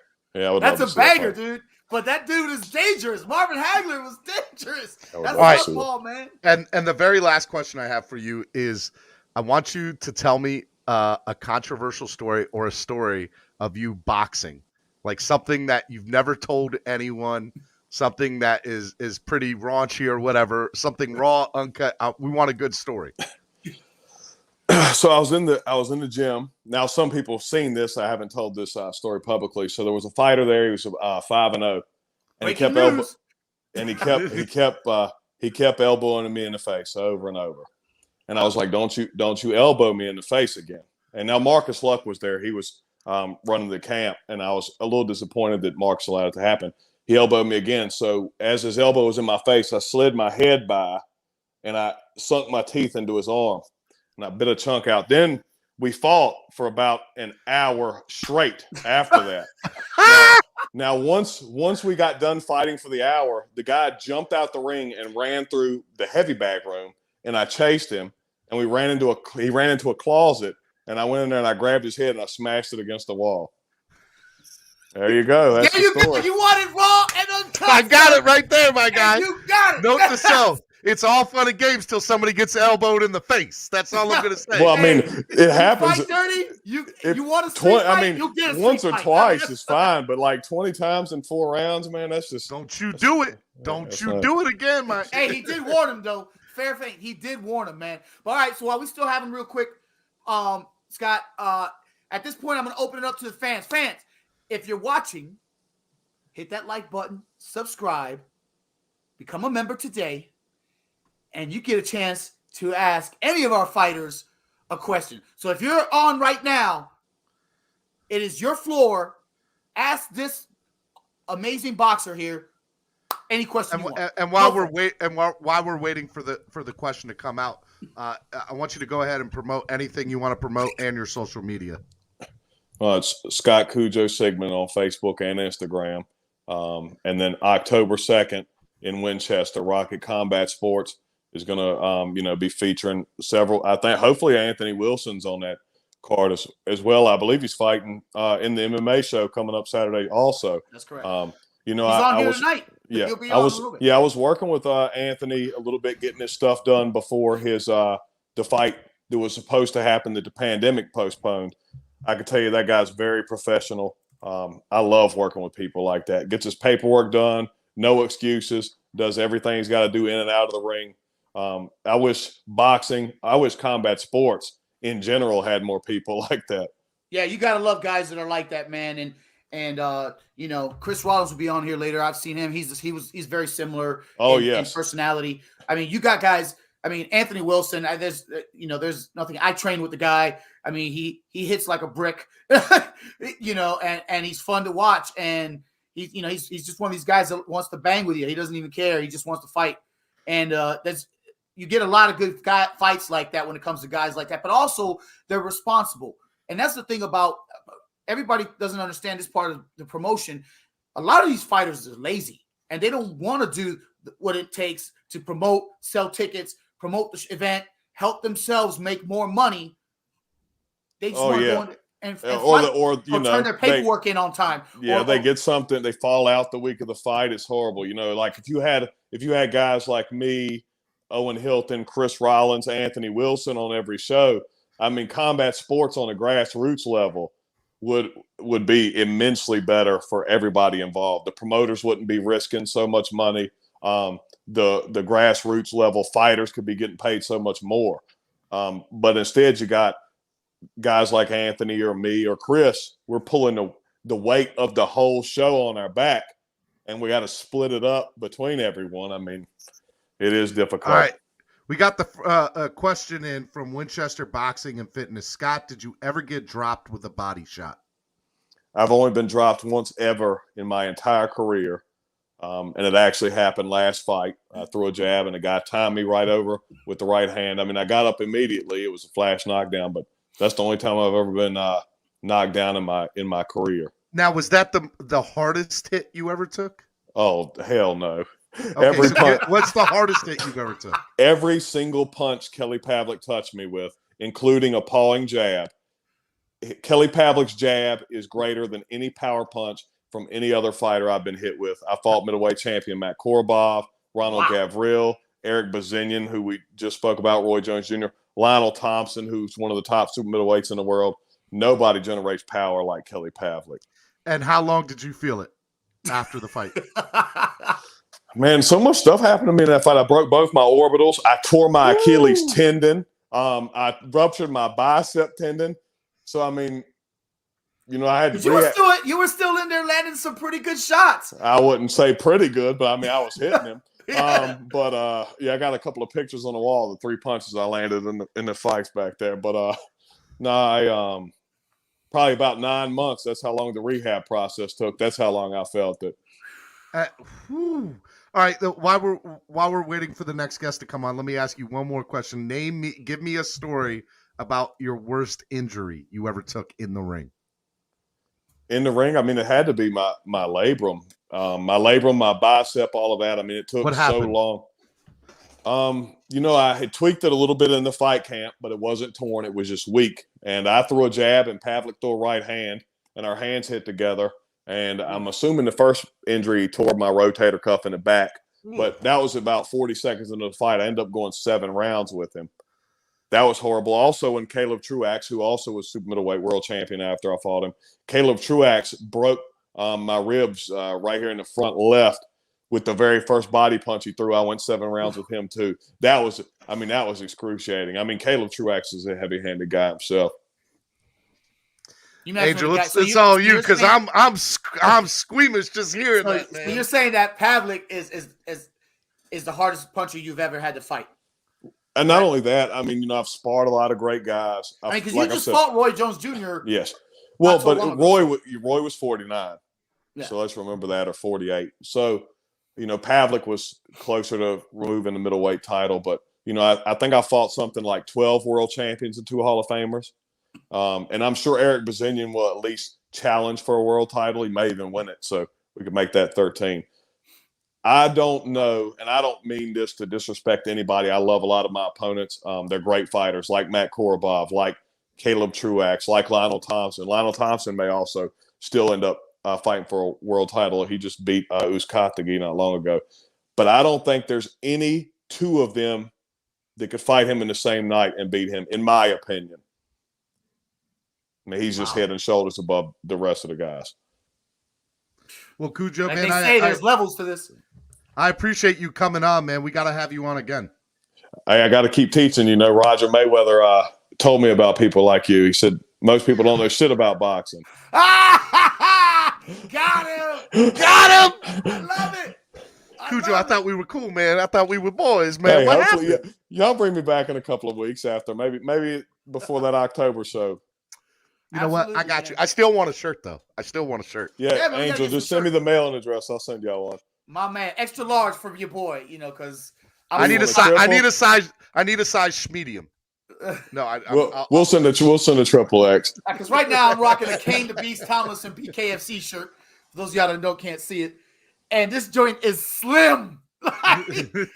He must have given it to me extra slim, knowing I'm a big boy. NorCal said, "Don't make Steven cry." Oh. He ain't gonna make me cry. I'm a real boy. No, all right, Cujo, I appreciate it, man. Hey, Scott, man, one more time, we appreciate you coming on. Again, tell the fans where they can find you. And, man. Scott Cujo Sigmund on Facebook, Scott Cujo Sigmund on Instagram. Again, check out Rocket Combat Sports this Saturday in Winchester. And then October 2nd in Winchester, again, is the boxing show, Rocket Combat Sports. You can check them out on social media. Scott, are you coming out to Winchester this weekend? I may actually. I had a prior engagement that got canceled, so I may come up there. I would like to. Yeah, I'll be there. I can't wait. I'm excited about it. Yeah, Chris will probably put a lot of pressure on me after this interview to come up there, so I might have to. I just put you on splash. Chris, I know you're watching. All right. Thank you guys for having me. I'll talk to you Scott, man, thank you. Appreciate you. Oh, man. He put your boy on blast, man. He put your boy on blast. Shout out to Scott Cujo Sigmund for coming on, man. We really appreciate it, man, for sure. For sure. Now, Winchester Boxing, I was like, he goes, "You're not a regular fan. Regular fan don't ask that kind of shit." So my question is that a diss, a gritty show? or is that a compliment? I want to know what that was. That was to you. I know. That was to you. Was that a diss or a compliment? It's a bit of a diss. Good question. It's a bit of a diss. He was talking about a question that you asked originally. The one that I know what he was. I know. Yeah. It's all right. That's okay. Hey, man, the fans are going to be gritty too. The fans are going to be gritty too. So this is I ain't mad at it. That's what we do here, baby. Who we gonna have coming on next? Who's about to come on and hang out? Well, we're supposed to have Christopher Wilmore, Scarface from Streetbeefs. Hopefully, I don't know if he's having issues trying to get on. So it's like we're having technical difficulties this evening. At first, we had Kane. Kane, if you want to try to get back on, try to get back on. try to see what we can do here, dude. That story about him biting, that's great. That is a great story. I'm sure you've heard plenty of stories like that, right, Angel? Yeah. No, I mean, well, yes, I have. Listen, you get guys that are from different camps, different gyms, and they're helping each other train for fights. And then they start doing ignorant shit because they're just getting outclassed. Or it's an ego thing. I mean, we're in the business of egos, you know, so it's always an ego check. And when a guy invites you to their gym, you know, like we've had fighters come out to Winchester boxing and want to box and stuff like that. And they're throwing, you know, you let them know, like, look, man, we're just going to spar. We're going to get this work in. We're going to help each other get better. And then these guys start teeing off. Bang, they start hitting you. And you're just like, okay, I'm going to tell you one more time. You hit me again, we're going to have a problem. And you hit him again, and next thing you know, we're in a fight. So, and then I've seen guys from our camp just humble dudes by dropping them, you know, and just reminding them, like, look, you're here to spar. You're not here to get into, I'm not here to get into a grudge match or a fight with you. I'm not here to get hurt because you don't want, you're a pro fighter or an upcoming amateur fighter. I mean, you're trying to work on your career. What does it look like? You end up getting hurt going in and you're preparing for fights. You know what I'm saying? So it's not always a good thing, man. And you see that it happens more often than not, you know. I want to remind everybody to hit that like button and also subscribe to the channel. Make sure you guys do that. That, guys, helps us out. So if you guys have not hit that like button already, hit that like button, subscribe to the channel. And donate to the show. Donate to the show, guys. Donate to the show. When you donate to the show, it does going to help the channel grow, and it is a big thing. So any donations help, whether it's $1 or $1 million. It doesn't matter. Any donate. I haven't got $1 million yet. Haven't got $1 million yet. Up, all that up there so people can see. So I don't have it on here, but just so you know, it's money sign MSM Podcast Network, MSM Podcast Network, PayPal, as well as Cash App. So yeah, donate anywhere from $1 or you guys all can the do way it up. right here on YouTube. The money sign down at the bottom. You guys can definitely do that. So it definitely works there. Kendra says I'm already a supporter. Shout out to her.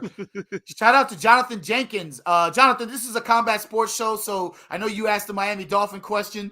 You want to say that for tomorrow morning at Clock Blockers. So, that's right. Hey, you know what? That's such a great, while we're waiting for the next guest to come on, every weekday, 8:30 a.m., only on the Miami Sports Music YouTube channel, Clock Blockers. See me every morning, 8:30 a.m. Y'all can hang out with me. I'll answer all your Miami questions. Let's go.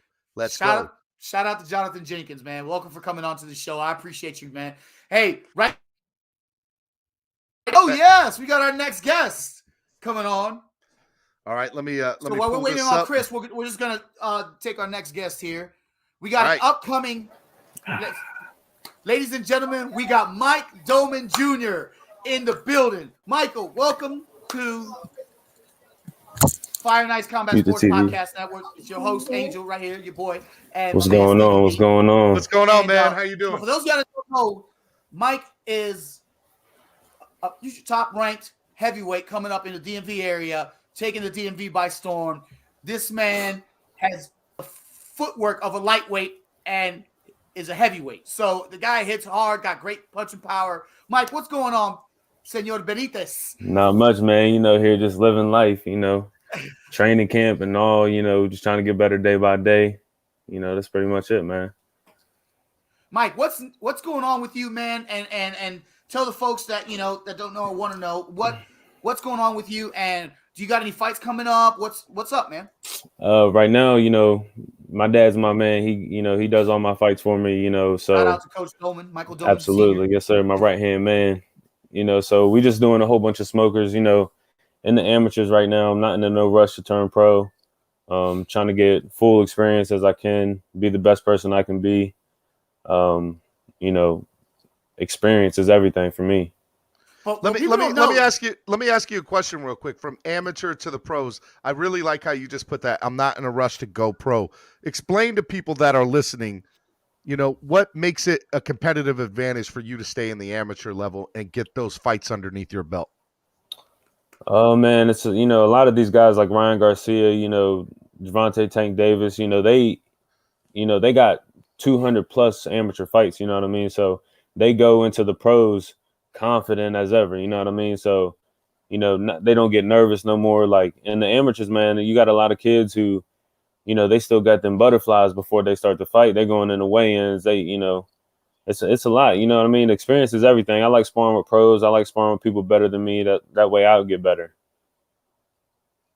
And that's what I was getting ready to say. Like, so you do spar. People don't know that. People think, oh, well, amateurs just spar amateurs and so on and so forth. No, you actually spar with high-level pro fighters and stuff from multiple different gyms. Absolutely. We just traveled down to Alexandria over the weekend.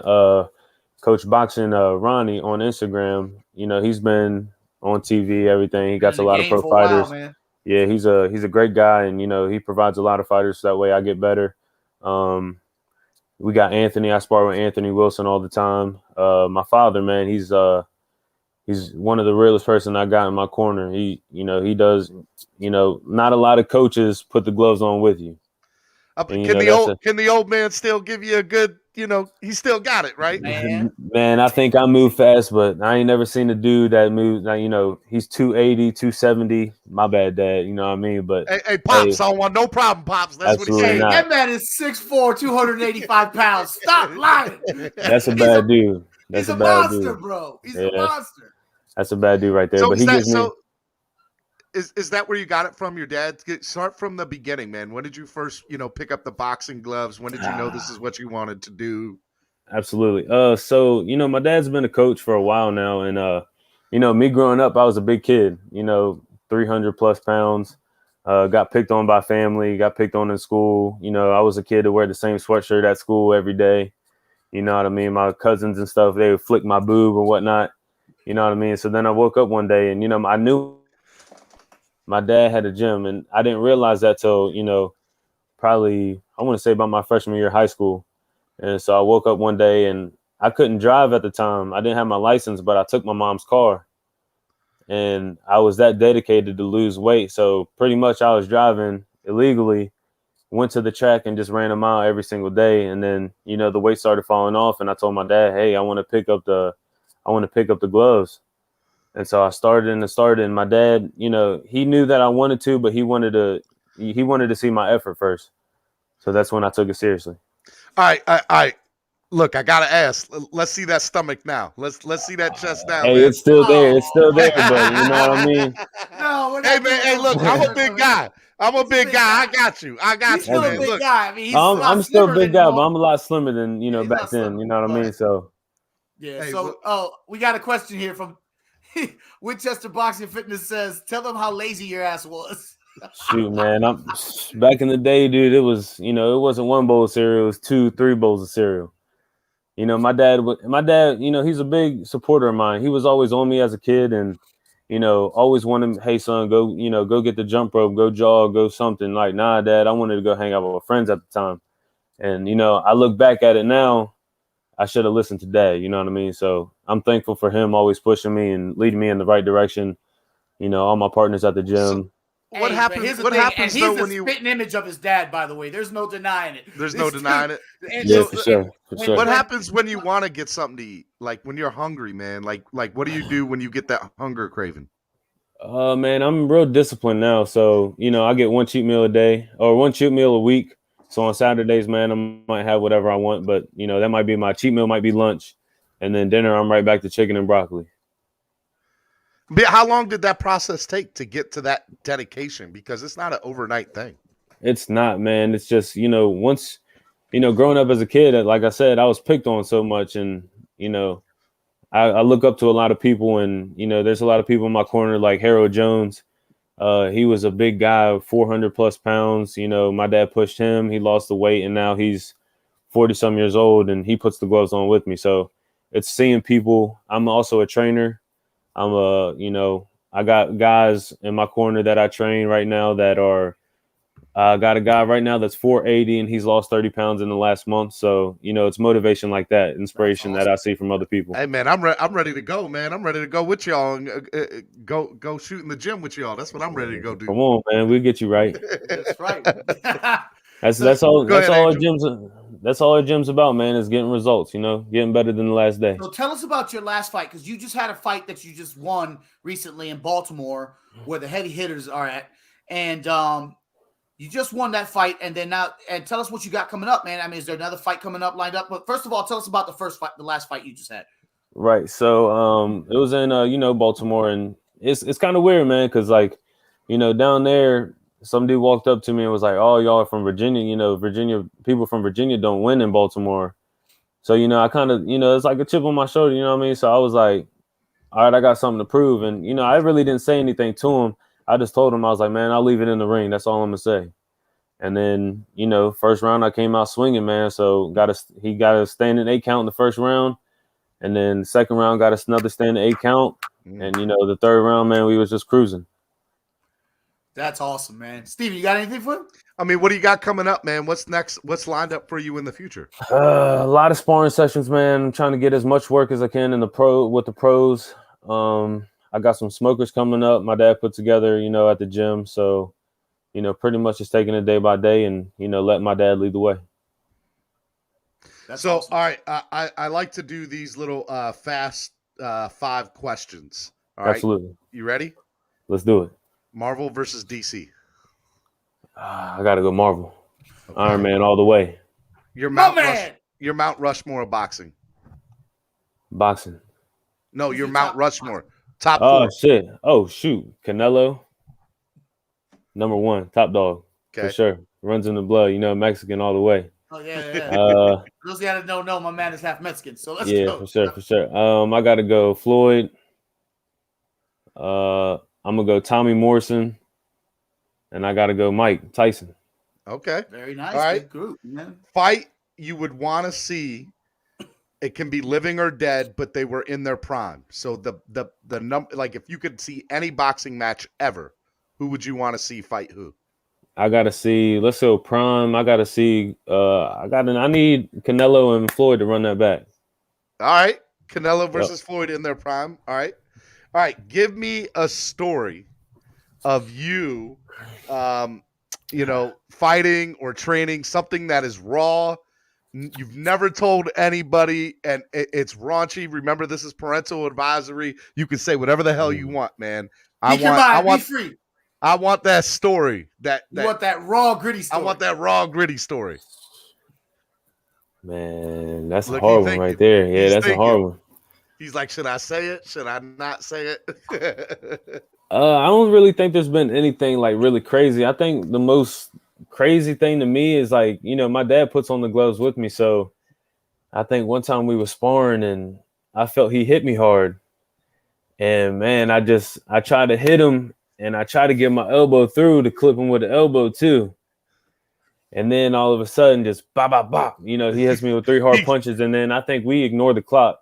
And we just kept going. And then at the end of the sparring, end of our round, when we stopped, we looked at the clock and we was like, damn. And he gave me a hug. And, it's just a father-son bond that we got that, not a lot of people got.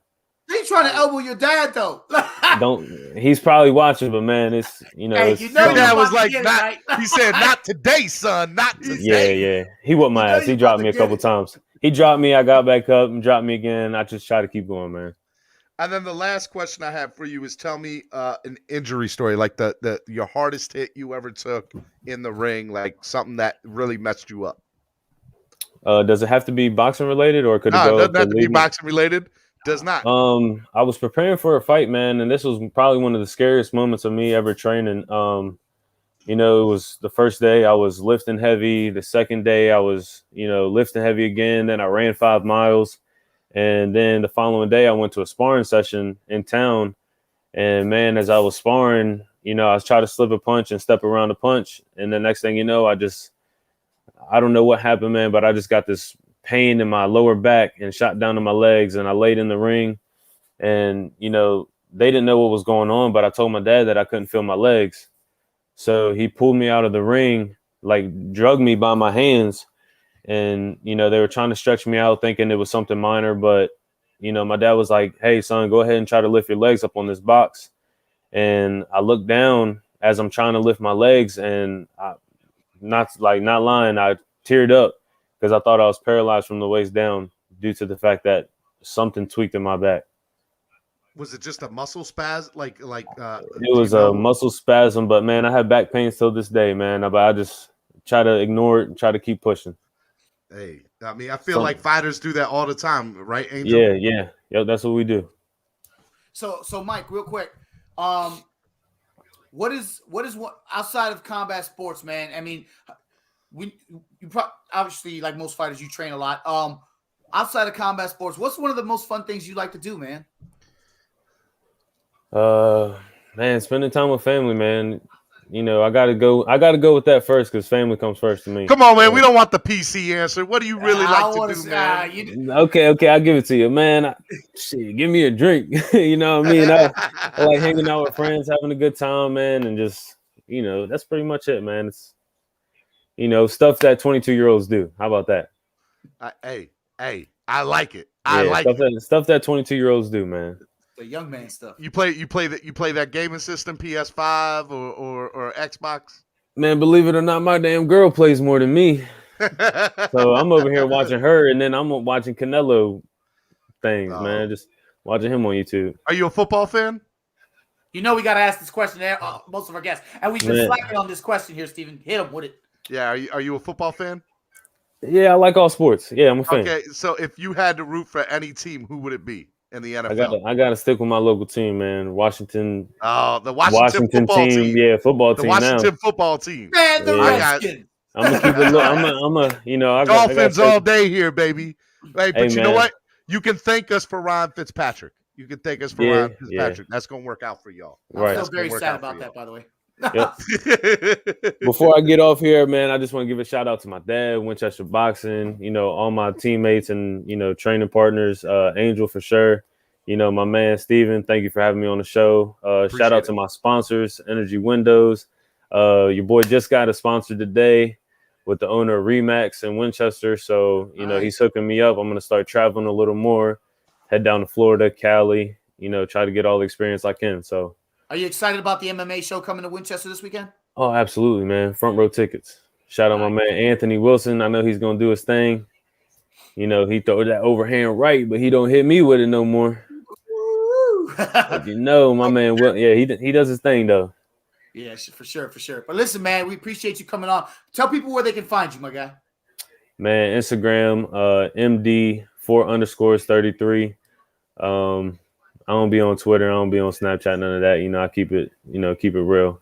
Keep my circle small, but you know, find me on Instagram. Nothing else. You just find me on IG. He said his girl, don't be DMing it all up in his DMs. You don't want no problems. Yeah. You know how that goes. All right, Mike, I appreciate it, my guy. Thanks for coming on to the show, man. Thank you, guys. Appreciate it. Oh man, I like that, man. I like that young, fierce competitiveness. I'm ready to take on the world. Let's get it, man. Like Angel, were you like that at 22? I was full of piss and vinegar when I was 22, man. Young, dumb, and full of cum, as they say. You know. So yeah, man, that was me. That's. I gotta remember that we're not on my morning show. That we're on a parental. There's a sticker right at the top of the screen right here. That's parental advisory, explicit content, strong language. Yeah, this is the real show. This is the after-hour show. Put the kids to bed. This is the after-hour show. All right, who we got coming up next, man? Explain who we got our next guest is the promoter of Rocket Combat Sports. He's also a pro boxer and pro mixed martial arts fighter. Man, Chris Rocket Rollins. Chris, what is up, man? Welcome to Fire Nice Combat Sports Podcast Network. What's up, man? Thanks for having me. Hey, Chris, thanks for being on, man. No problem. Just got back from the gym, put the kids to bed, and make it down here real quick. I got a busy schedule. I was watching y'all. I was giving a bath with the kids while I was listening to everybody. So I'm I like that. See, I like that. Getting the kids to bed, watching the #1 fight show on YouTube right now. I get it. I like it. You guys are killing it. Hey, I appreciate it. Hey, I actually, I wanted to do something like this, but my plate, I'm so full, I can't take on nothing else. So y'all hold it down. I got this. You got it. You got the promotion, my guy. Yeah. I got this over here. Go ahead, Angel. So, Chris, obviously we've had some fighters, but a good question. We had Scott Cujo early on. Is he going to be at the show this weekend? I think you put him on the spot now. He had a good excuse for why he couldn't come, family, but then situation came up, so I got to make him come out there. Hey, Chris. Scott, I'll keep it real like always, Scott, when it comes to the MMA side, unfortunately, like as far as what I've learned as a promoter, I had to learn as a fighter. I've been known for the guy. I'll take the hardest fights there was, short notice. I've been to 9 states. I've fought who's who, and I've had guys like Neiman and them like, Chris, this ain't smart, and Rob, and I was hard-headed because I'm like, I just wanted to get to the bigger show as fast as I can. So I would just take the hardest fights, which, that's not the smartest thing to do. But and then once I went to the boxing game, Scott really showed me, because promoting boxing and promoting MMA is it's night and day difference. And Scott I want to get into that. I want to get into that, but before I do, let me hit the rewind button. Let's talk about Rocket Combat Sports. Explain to people what that is, how you created it, and and what it's doing now. All right, so Rocket Combat Sports started. I wanted to do it. Be honest, didn't have the balls to do it, and I always wanted to fight at the high school that I went to in Orange. So I'm like, what, I'm gonna go ahead and a couple of promoters. I was like, come to the high school here. It's a good facility. I'll pack it out. I've always known to sell tickets. It never came about. The athletic director at the time, he wouldn't approve it. And then the new athletic director came in, and we went all the way back to 2003. Mike Neely, his first year, he was my basketball coach. So he started from the bottom and worked up, and I had that connection. I'm like, well, this is my chance. I went to him, and he got the green light for us to host the event. And then from there, we did. But one thing I like to go on record about him, I am kind of I keep it real. Our first 2 shows were all pro. So we jumped in head first. We didn't do amateur first. We did 2 straight boxing shows, all pro. Scott helped it. And then I had my the guys on my team, they came from nothing. They didn't have a combat sports background. We've grown together, and I got, like I said, like Scott told you, I got a good support system. I'm kind of the face of it, and I get a lot of the credit for it, but I could never do it by myself. I got a lot of good people helping me. That's awesome, man. And so, as a lot of people, so what all goes into promoting fights? Tell people that don't know how it. Yeah, as far as then I'll rewind it back a little bit too. Is like Scott was saying, before I became a promoter, I was the guy. I'm like a promoter's. You want not to be cocky, but you want a million guys like me that want to fight. I got 36 fights, 9 years. I've never missed a weight. My medicals were done. And I just thought, I said, man, this will be easy. But then once you start promoting, and this is no bashing, no fighters, but don't everybody do everything you're supposed to do. And it's like a full-time job just to get to the fight.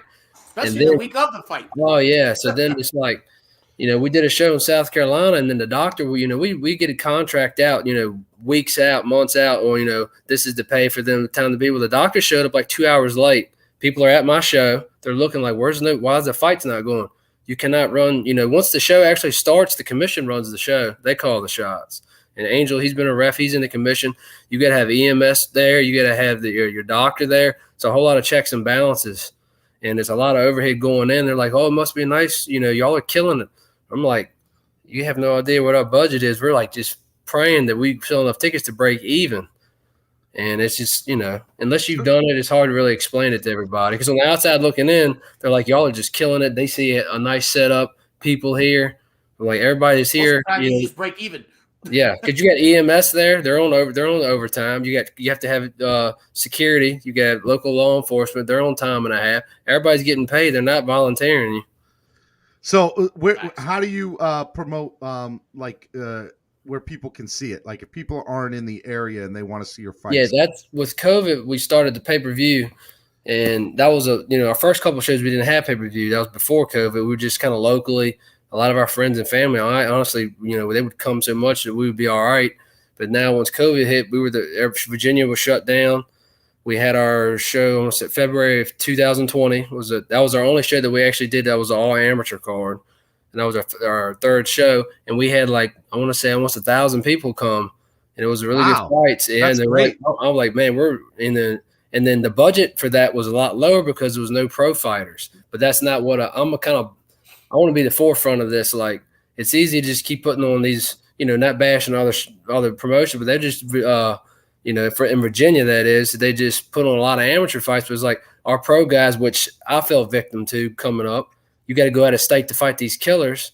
And if you're good, you're going to win regardless. But when you're not quite ready for it and you jump for that, then the Virginia guys, I hate to down us, but when we go out of state, a lot of times on the big shows, we normally don't get the job done. So I'm thinking, I want to build this now. So like I said, 5 of our 6 cars were all pro.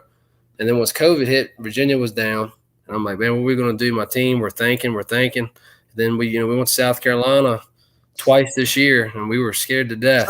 Little shameless. Who runs your play-by-play for your Rocket Combat Sports? Because there's this guy I know. His name is Stephen D. Maybe you've heard of him. He's kind of a big deal. Yeah, so I got my play-by-play. I got my boy Jacob. He's my training partner. He calls the fights for me, and then I got Miranda Maverick. She's UFC 14th ranked. She's going to actually be there, special guest and calling the fights. And then I got a couple guys behind the scenes that handle that. Because when it comes to the, the pay-per-views and hey, look, I'm just saying, if you ever need somebody to do it, I'm in Baltimore. I can make it happen. Come out this weekend. Hey, I told Angel, I was like, look, man, I have kids, man. The money's got to be there, man. I've been doing I've done a couple of shows, and I've really enjoyed doing it, and I want to do more. And but I love the lower tier leagues, because I feel like that's where the best fight, like it's that raw grittiness to it, right? Yeah. And I love it. Yeah, I will definitely be in touch with you, because like I said, we got a 3-fight deal. I hope this COVID don't, it's not. Let's talk a little bit about that real quick. So this is the first pro card in the state of Virginia that's happening, correct? Yeah. So we're doing the first pro card in Virginia, and the sanction with Angel knows, but we have a new person. This is her first show she's ever done.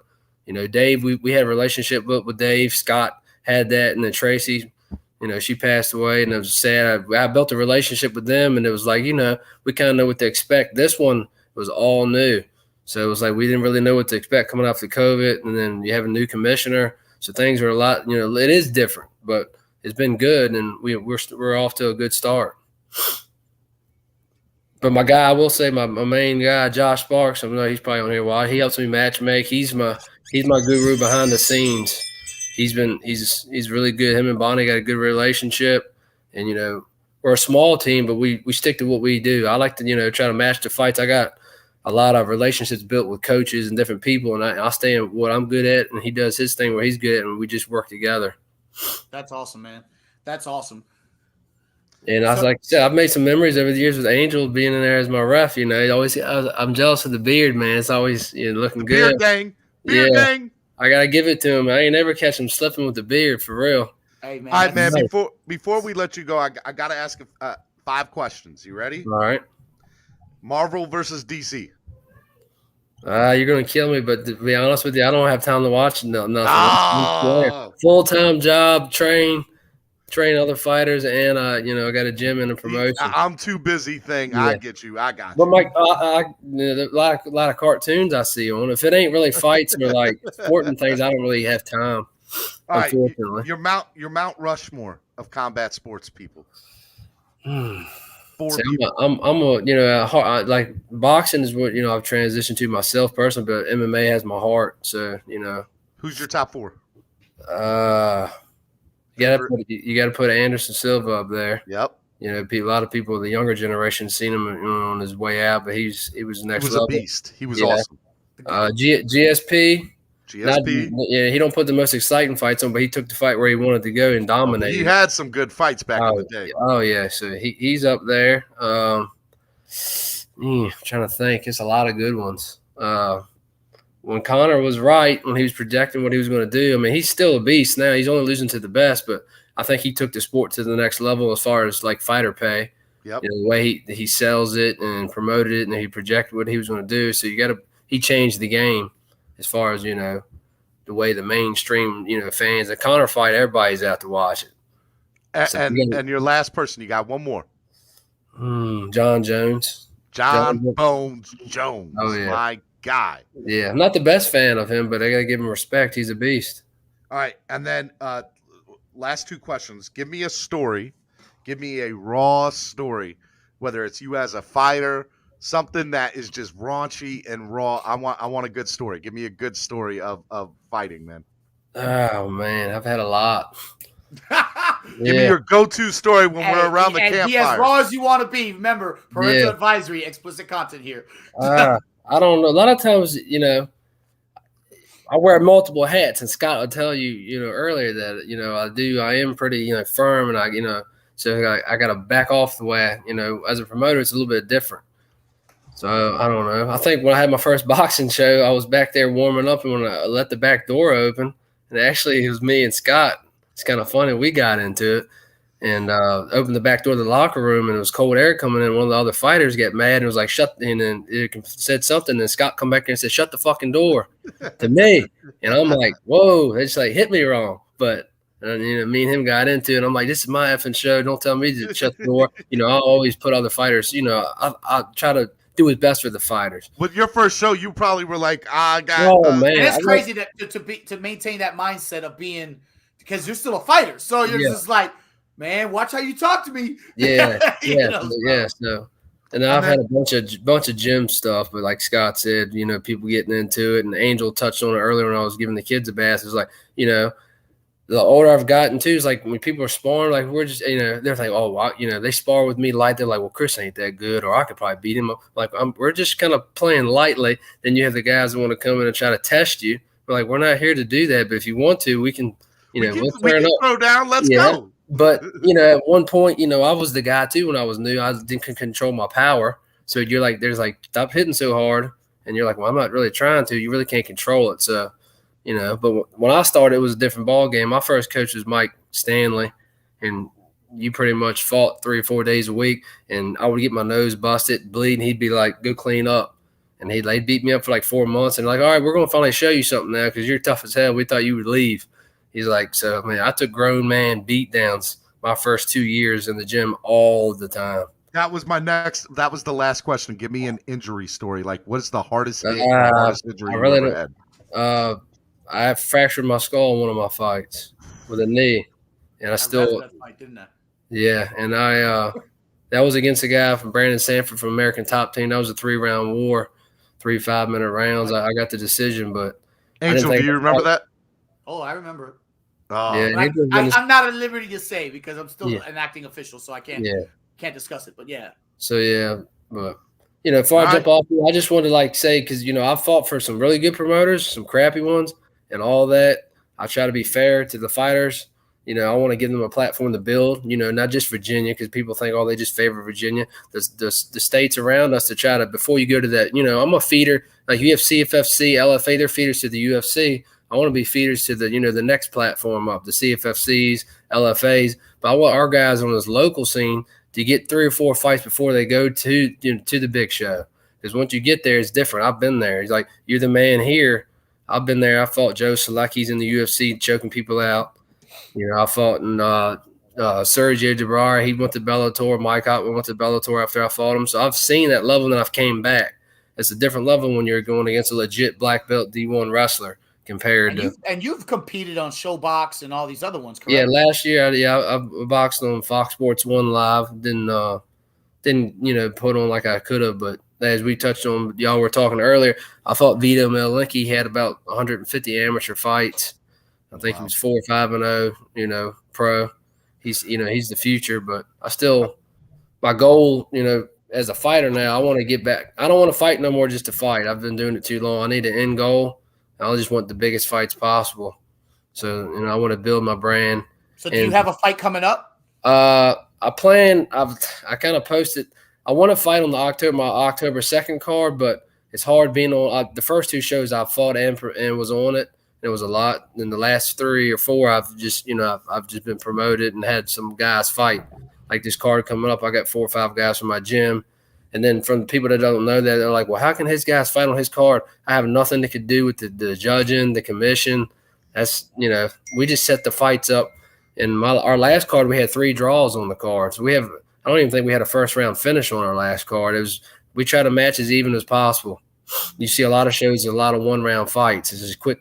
But on paper, you might think it's going to be people will say a stacked card or whatever, but you don't actually know until it unfolds. Hey, Chris, man, tell everybody where they can find you and also Rocket Sports, Rocket Combat Sports. Yeah, Rocket Combat Sports on Facebook and Instagram. You can. My Facebook is Chris Rollins, and then my Instagram is Chris the Rocket Rollins. And then I got a gym as well. You can follow. That's Rocket Boxing and Martial Arts. We just started back in January, so we're still building. But I'm starting. I think I'm close to that Rocket brand going on. Yeah, so I got. I need some of that Rocket gear. I need some of that Rocket gear. Well, I'll bring some and give it to Angel Saturday. My God. Hey, look, I want to be a part of it. I want to be a part of it, man. Let's talk. On social media, but we got like 18 fights as long as everything goes through Saturday.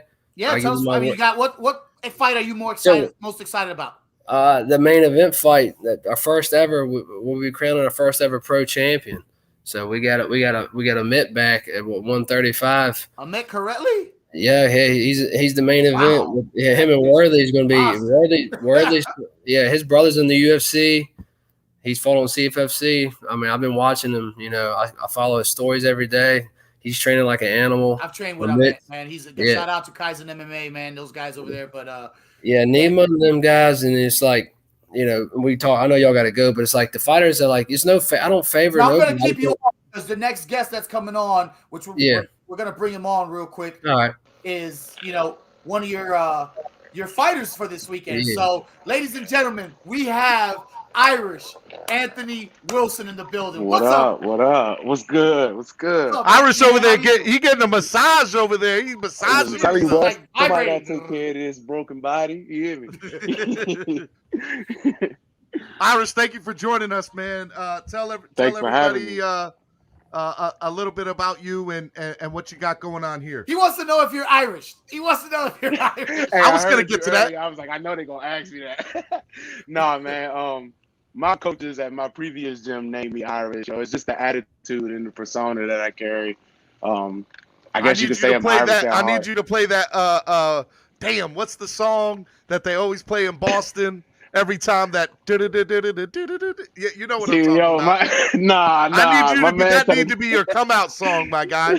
When you come out, I think I did it. I did it once for one of the Fire and Ice cards. I did it a while back, man. I gave him one time. I ain't doing it again. What's up, ever Chris? since then, we've been slapping Irish flags all over him. Getting ready for this weekend, man. Oh yeah, you've been putting in the work. Like people think you know, I don't, like Angel touched on earlier, like guys that promote and train and brand themselves, get sponsors and try to, you know, if you want to make more money, you know, you got to put in the extra work. And like, you know, he's that. He trains, he'll fight anybody, he promotes himself, carries himself as a professional, promotes himself, the promotion. I mean, that's what I did coming up. And I think he's, you know, sitting sky, you know, he's on his way to do, you know, writing his own path and getting these fights, you know, locally. Is only going to help him now, staying active at home and having his family and, you know, support. You know, I've been out of state where I've had nobody but my corners there. And it's you know, it's better when you get your family there. You can make the memories. Sure. And as I touched on it, you know, I've went out of state before and you think you always get caught up. You want to be on the TV. You want to do this. The best memories I ever had was when I want to fight and have all my family there back home. It was like Saturday night for him. It's going to be one of the best memories of his life. Oh yeah. So Anthony, man, tell us about what you got going on. So, what you got going on for this fight coming up? Who are you fighting? What you've done to prepare for it, man? Let the fans know. What's your camp been like? And be as raw as you want to, because this does say parental advisory. I was about to say I can cuss on here a little bit, right? You can cuss on here. Say whatever the fuck you make want. Sure you got the kids asleep. Yeah, they downstairs.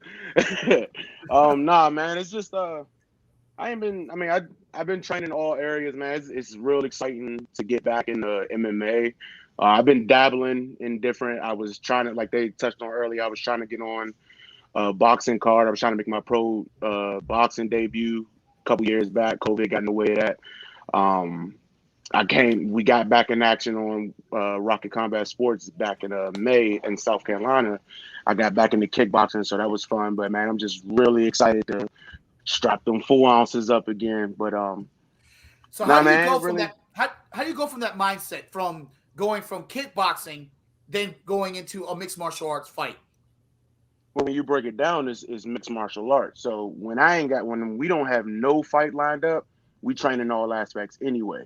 So it's really just locking in the contract and being like, okay, we're kickboxing. I bet we can leave everything else alone. We can focus on this. But yeah, transition in the MMA, it literally just becomes mixing it up, just the down up aspect of standing up and being on the ground, standing up, being on the ground. But I don't make it no more difficult than it has to be, man. It's fighting when it gets, it's real. I'm real surgical in there and I'm real strategic, but at the end of the day, it's fighting. And at the end of the day, I just need to out-chess my opponent. I don't know much about him. I just know he's a respectable grappler. I know he's a Spartica champion. He's making his pro debut, so I'm real hyped to get in there with somebody that's going to test my grappling, and I'm really excited to test his stand-up. Everybody who knows me, who see me fight, know what I do, so we know what they're going to try to do. Chris, would you say the same? I'm sorry. Chris, would you have to say the same? Oh, yeah, definitely. When it comes to training, like I said, I got like he said, we don't have a fight coming up. Like a lot of I've been boxing for the last almost 3 years come March, but I'm still grappling and helping my guys. We're getting better and better at all aspects. Like I feel now I'm a better MMA fighter now. Haven't fought MMA in almost 3 years than I was when I was doing it, just because I've been working in different aspects, breaking it down. And as he said, once you get the contract and you're here, then you're just right, you fall right back in place. By the way, that song is by the Dropkick Murphys. Kendra just texted it to me. Yeah, on Facebook. I might hit you with something Saturday. Hey, Irish man, I'm just saying, I need you to play that. That needs to be your song, my guy. Okay, I got you. Let me ask you a question, because I always find this interesting. I feel like, and I'm not as well versed in the world of combat sports as all three of you are, but I feel like just in sports in general, it's easier to focus your career if you go to one thing, right? But I noticed that in combat sports, there are people that will have a fight in kickboxing and then bare knuckles and then go, there's a million different things that they'll do. And what is the advantage or the competitive advantage of your career to do multiple different fights and multiple different sports? I put that in quotation marks, instead of just focusing on, let me just be a boxer and let me just do boxing fights. Well, to me, it's just, it's different avenues, different doors. It opens up different doors. When I got into fighting, my first coach was Tony Horn. He's actually featured on the card. 57 years old, still fighting MMA, man. Wow. That's somebody I've looked up to since I started. Father Time. I literally came to him. I walked in his gym. I told him, look, man, I want to fight. He had me getting ready for a fight in 2 months. But one thing I don't like to be narrow-minded. I never came into the sport and was like, I only want to do MMA. I only want to do boxing. Man, I just wanted to compete. And I had been begging my folks since I was a youngin' to get me in the competition. But, they felt like that was just going to make everything worse. So I had to wait till I became a man. Irish, were you a problem child? Did you like to fight? No, I think we all problem childs, man. That was a little bit more of a problem, but I think we all problem childs. But I found my outlet later in life, But yeah, I just we never tried to come in here single-minded. I just wanted to compete, and it just so happens that stand-up is what I do. So fortunate that I can do kickboxing, I can do Muay Thai, I can do boxing, I can do MMA, I can mix it up. I first started the sport trying to just stay away from the ground and force people to stand with me. But as this sport elevate, man, you can't be a one-trick pony no more. And that's not even in the UFC. That's everywhere. You can't be a one-trick pony. You can't just be a stand-up artist. So, it's just, I like the aspect of branching out in different parts of the game. Because, I'm sure it's with Chris, the same thing. It made him a better coach. I'm a coach at Winchester Boxing now.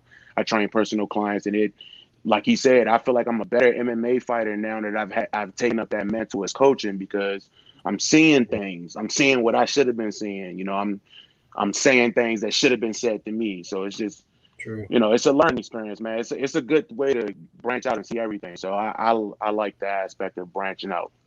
Same question for you, Chris.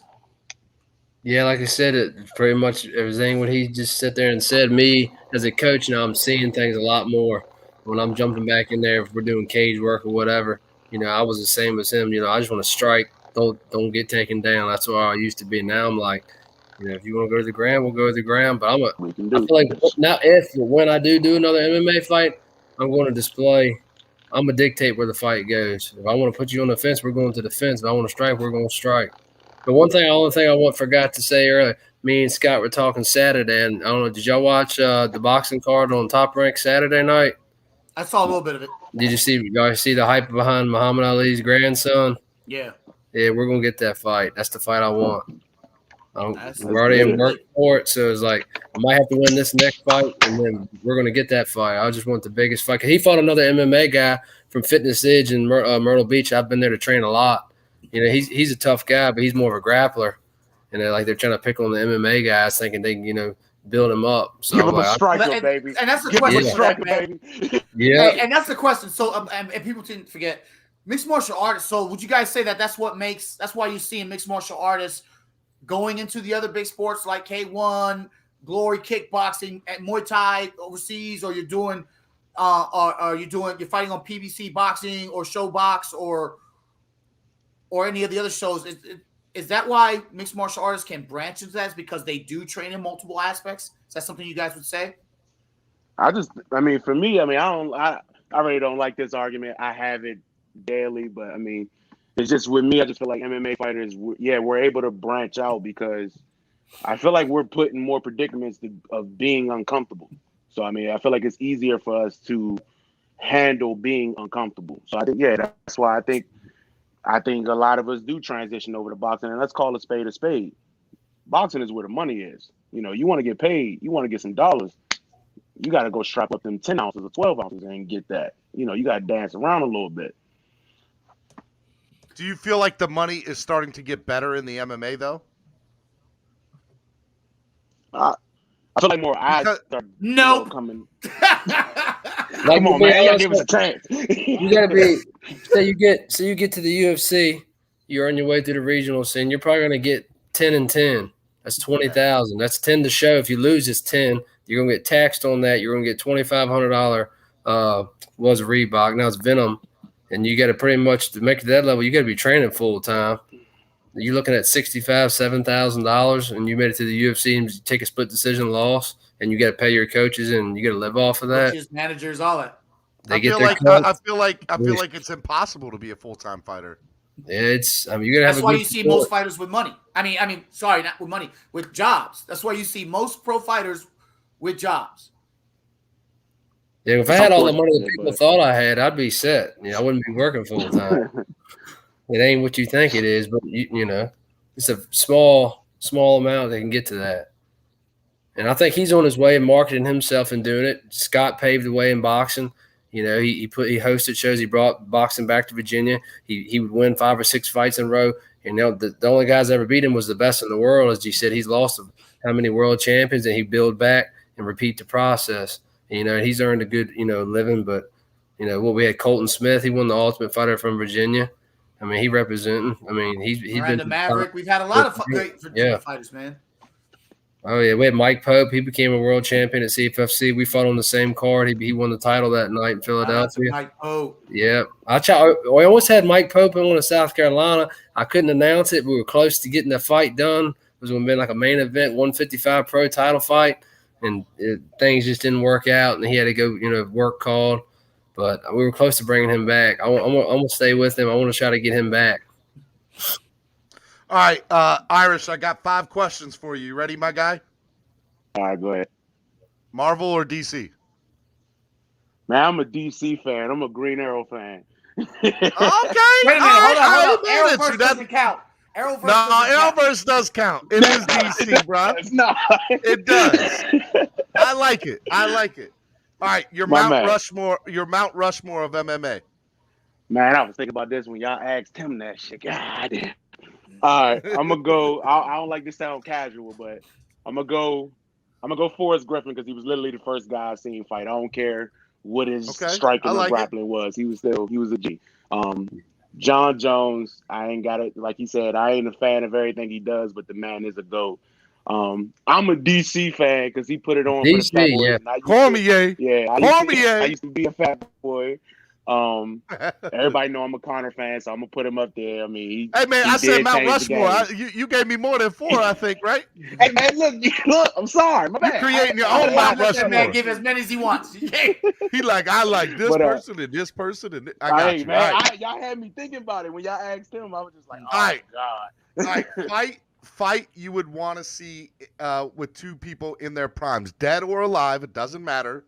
But the fight, it could be boxing, it could be MMA, I don't care. What is the fight you want to see, and who do you want to see in it?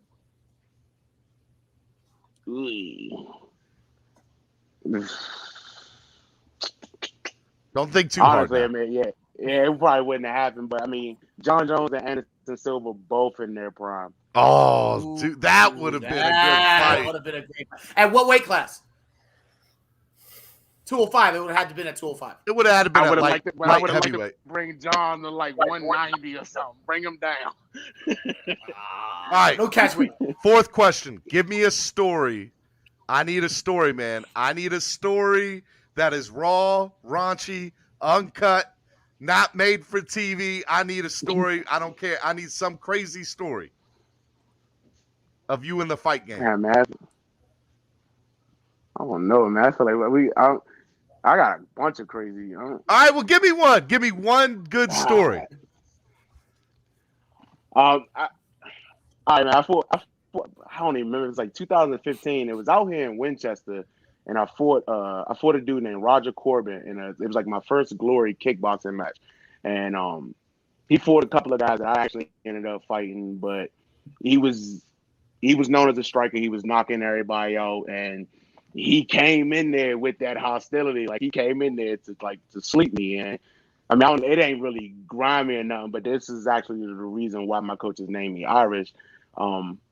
He pinned me up in the corner. He was just bull rushing me. He pinned me up in the corner, and he threw probably like 4 mean, nasty hooks. And I dropped my hands, and I literally let him get all 4 hooks off. And after he got the full, I hit him right in the shit. So, I mean, it just, I don't know, man. It's probably, I know it ain't no grimy story. It's just, they named me. No, we love it. I love it. I like it. Yeah, it was just, I mean, ain't nobody coming in here and sleeping me, but I ain't letting people get that for free. It's still years off my life.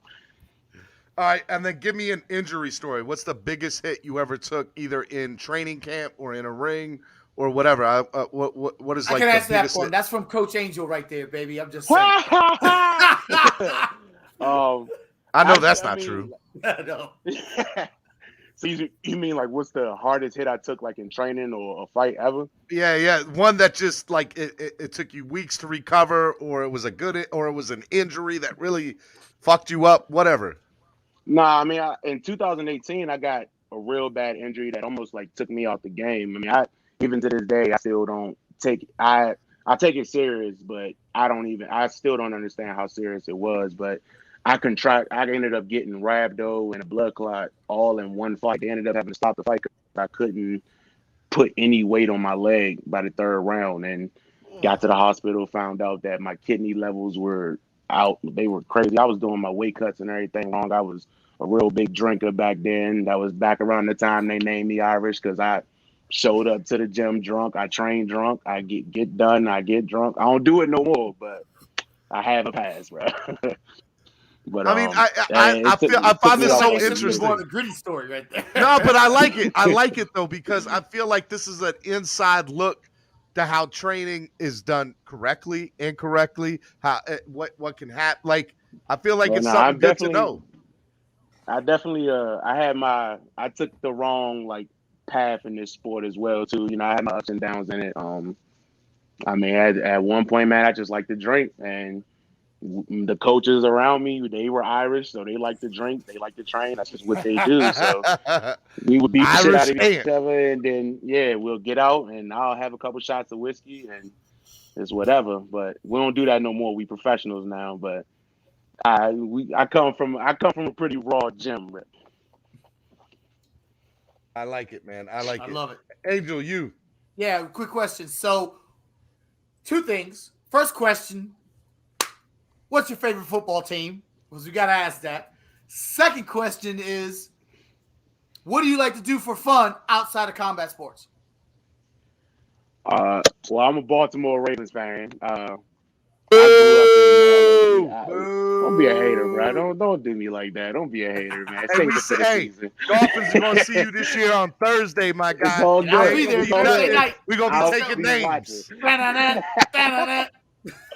Oh man, but I mean, outside of the sport now, like you said, I'm in the gym. I go to the gym. I train people there. But you know, I just had a son, my first son. He's 7 months now. So yeah, really, my time is What's sucked up, Dad? up there. Dad really gang in the building. Dad you gang. You know it. I'm telling you, man. I mean, being a fighter is a good title, but being a dad, that's the best title, and I love it. I tell people all the time, it's great. Well, look, I got to play this for you to come out real quick. This is for you. Hit me with it. That's you right there, man. Irish, hey, come on now. That gets you going. If that don't get you pumped, Irish. I got you. We can set something. I mean, that is kind of a hot song, man. I got you. Boy, if this don't get you hyped, if this don't get you ready to fight, I don't know what would. I'm just saying. My man.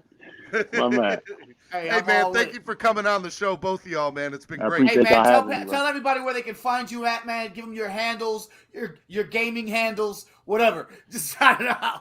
Yeah, you can find me. Anthony Wilson is my Facebook. I have a professional page, Irish Anthony Wilson. My Instagram @_Irish_Wilson. Hey, I want to give a shout out to my sponsors, Energy Windows. Goddamn, I'm on the wrong side.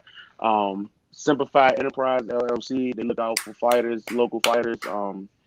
Hey man, I'm looking forward to Saturday. Shameless plug. Wish my opponent a healthy training camp. I know we already at the end of it, but see you Saturday. All right, that's Irish in the building, ladies and gentlemen. Let's go. Hey, thanks for coming on, man. I think, thank you. Paul Fetter comes out to that. What you say, Chris? I think Paul Fetter comes out to that. But I just want to say thank y'all for having me on and promoting the other fighters, the show, having Scott on, Anthony on.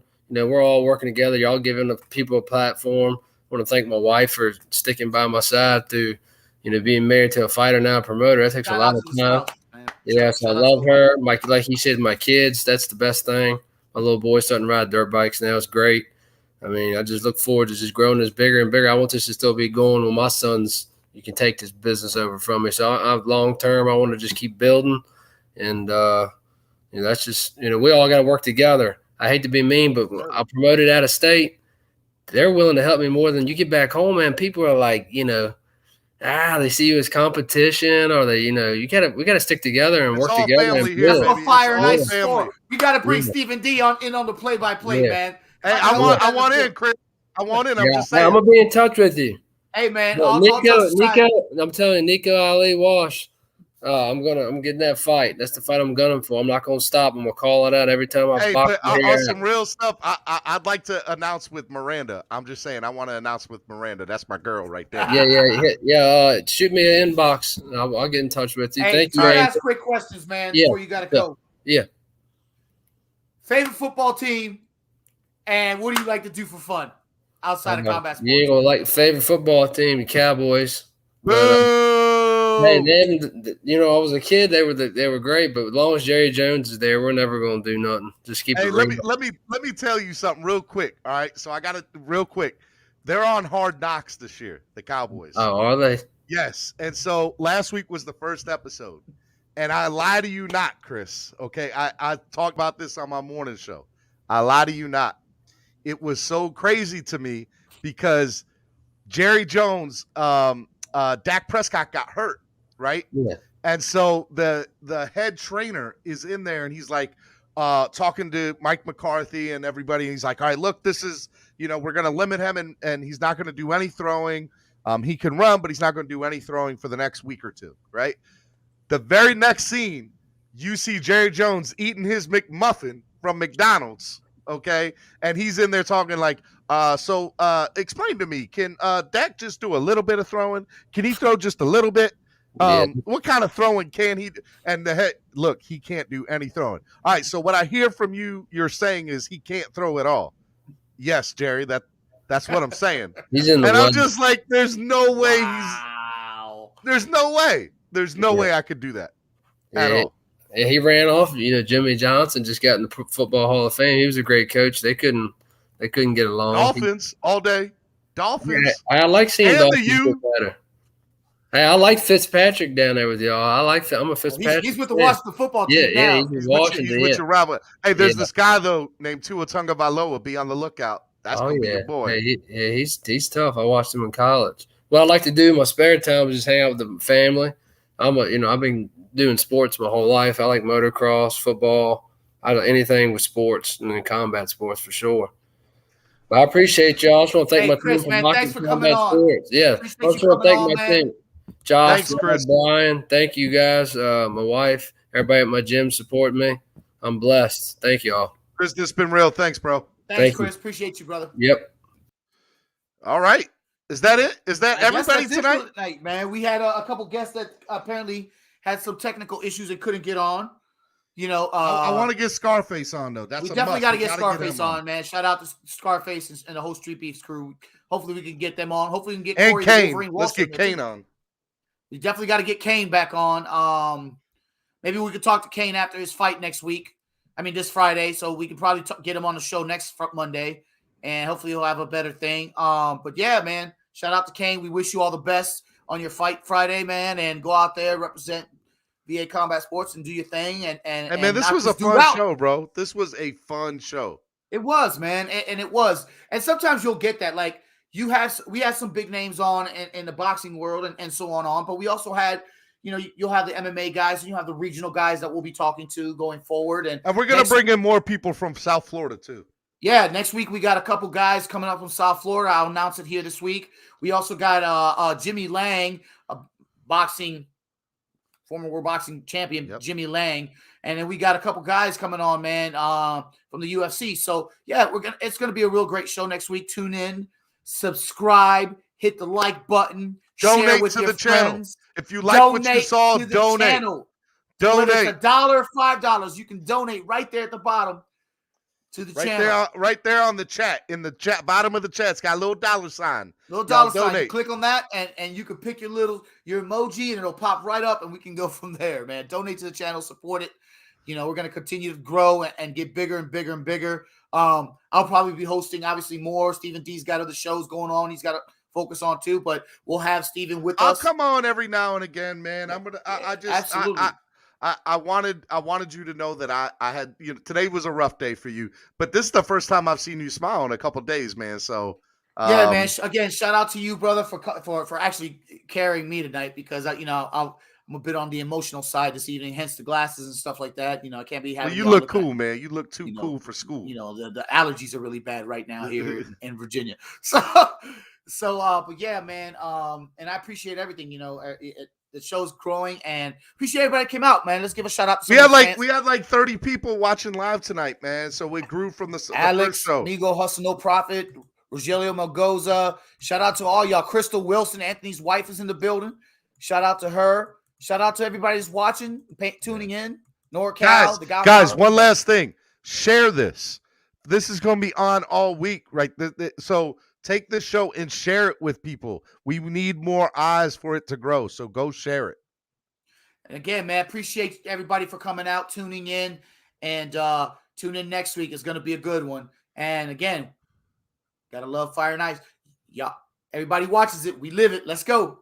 Be easy, guys. Fins up. Peace out.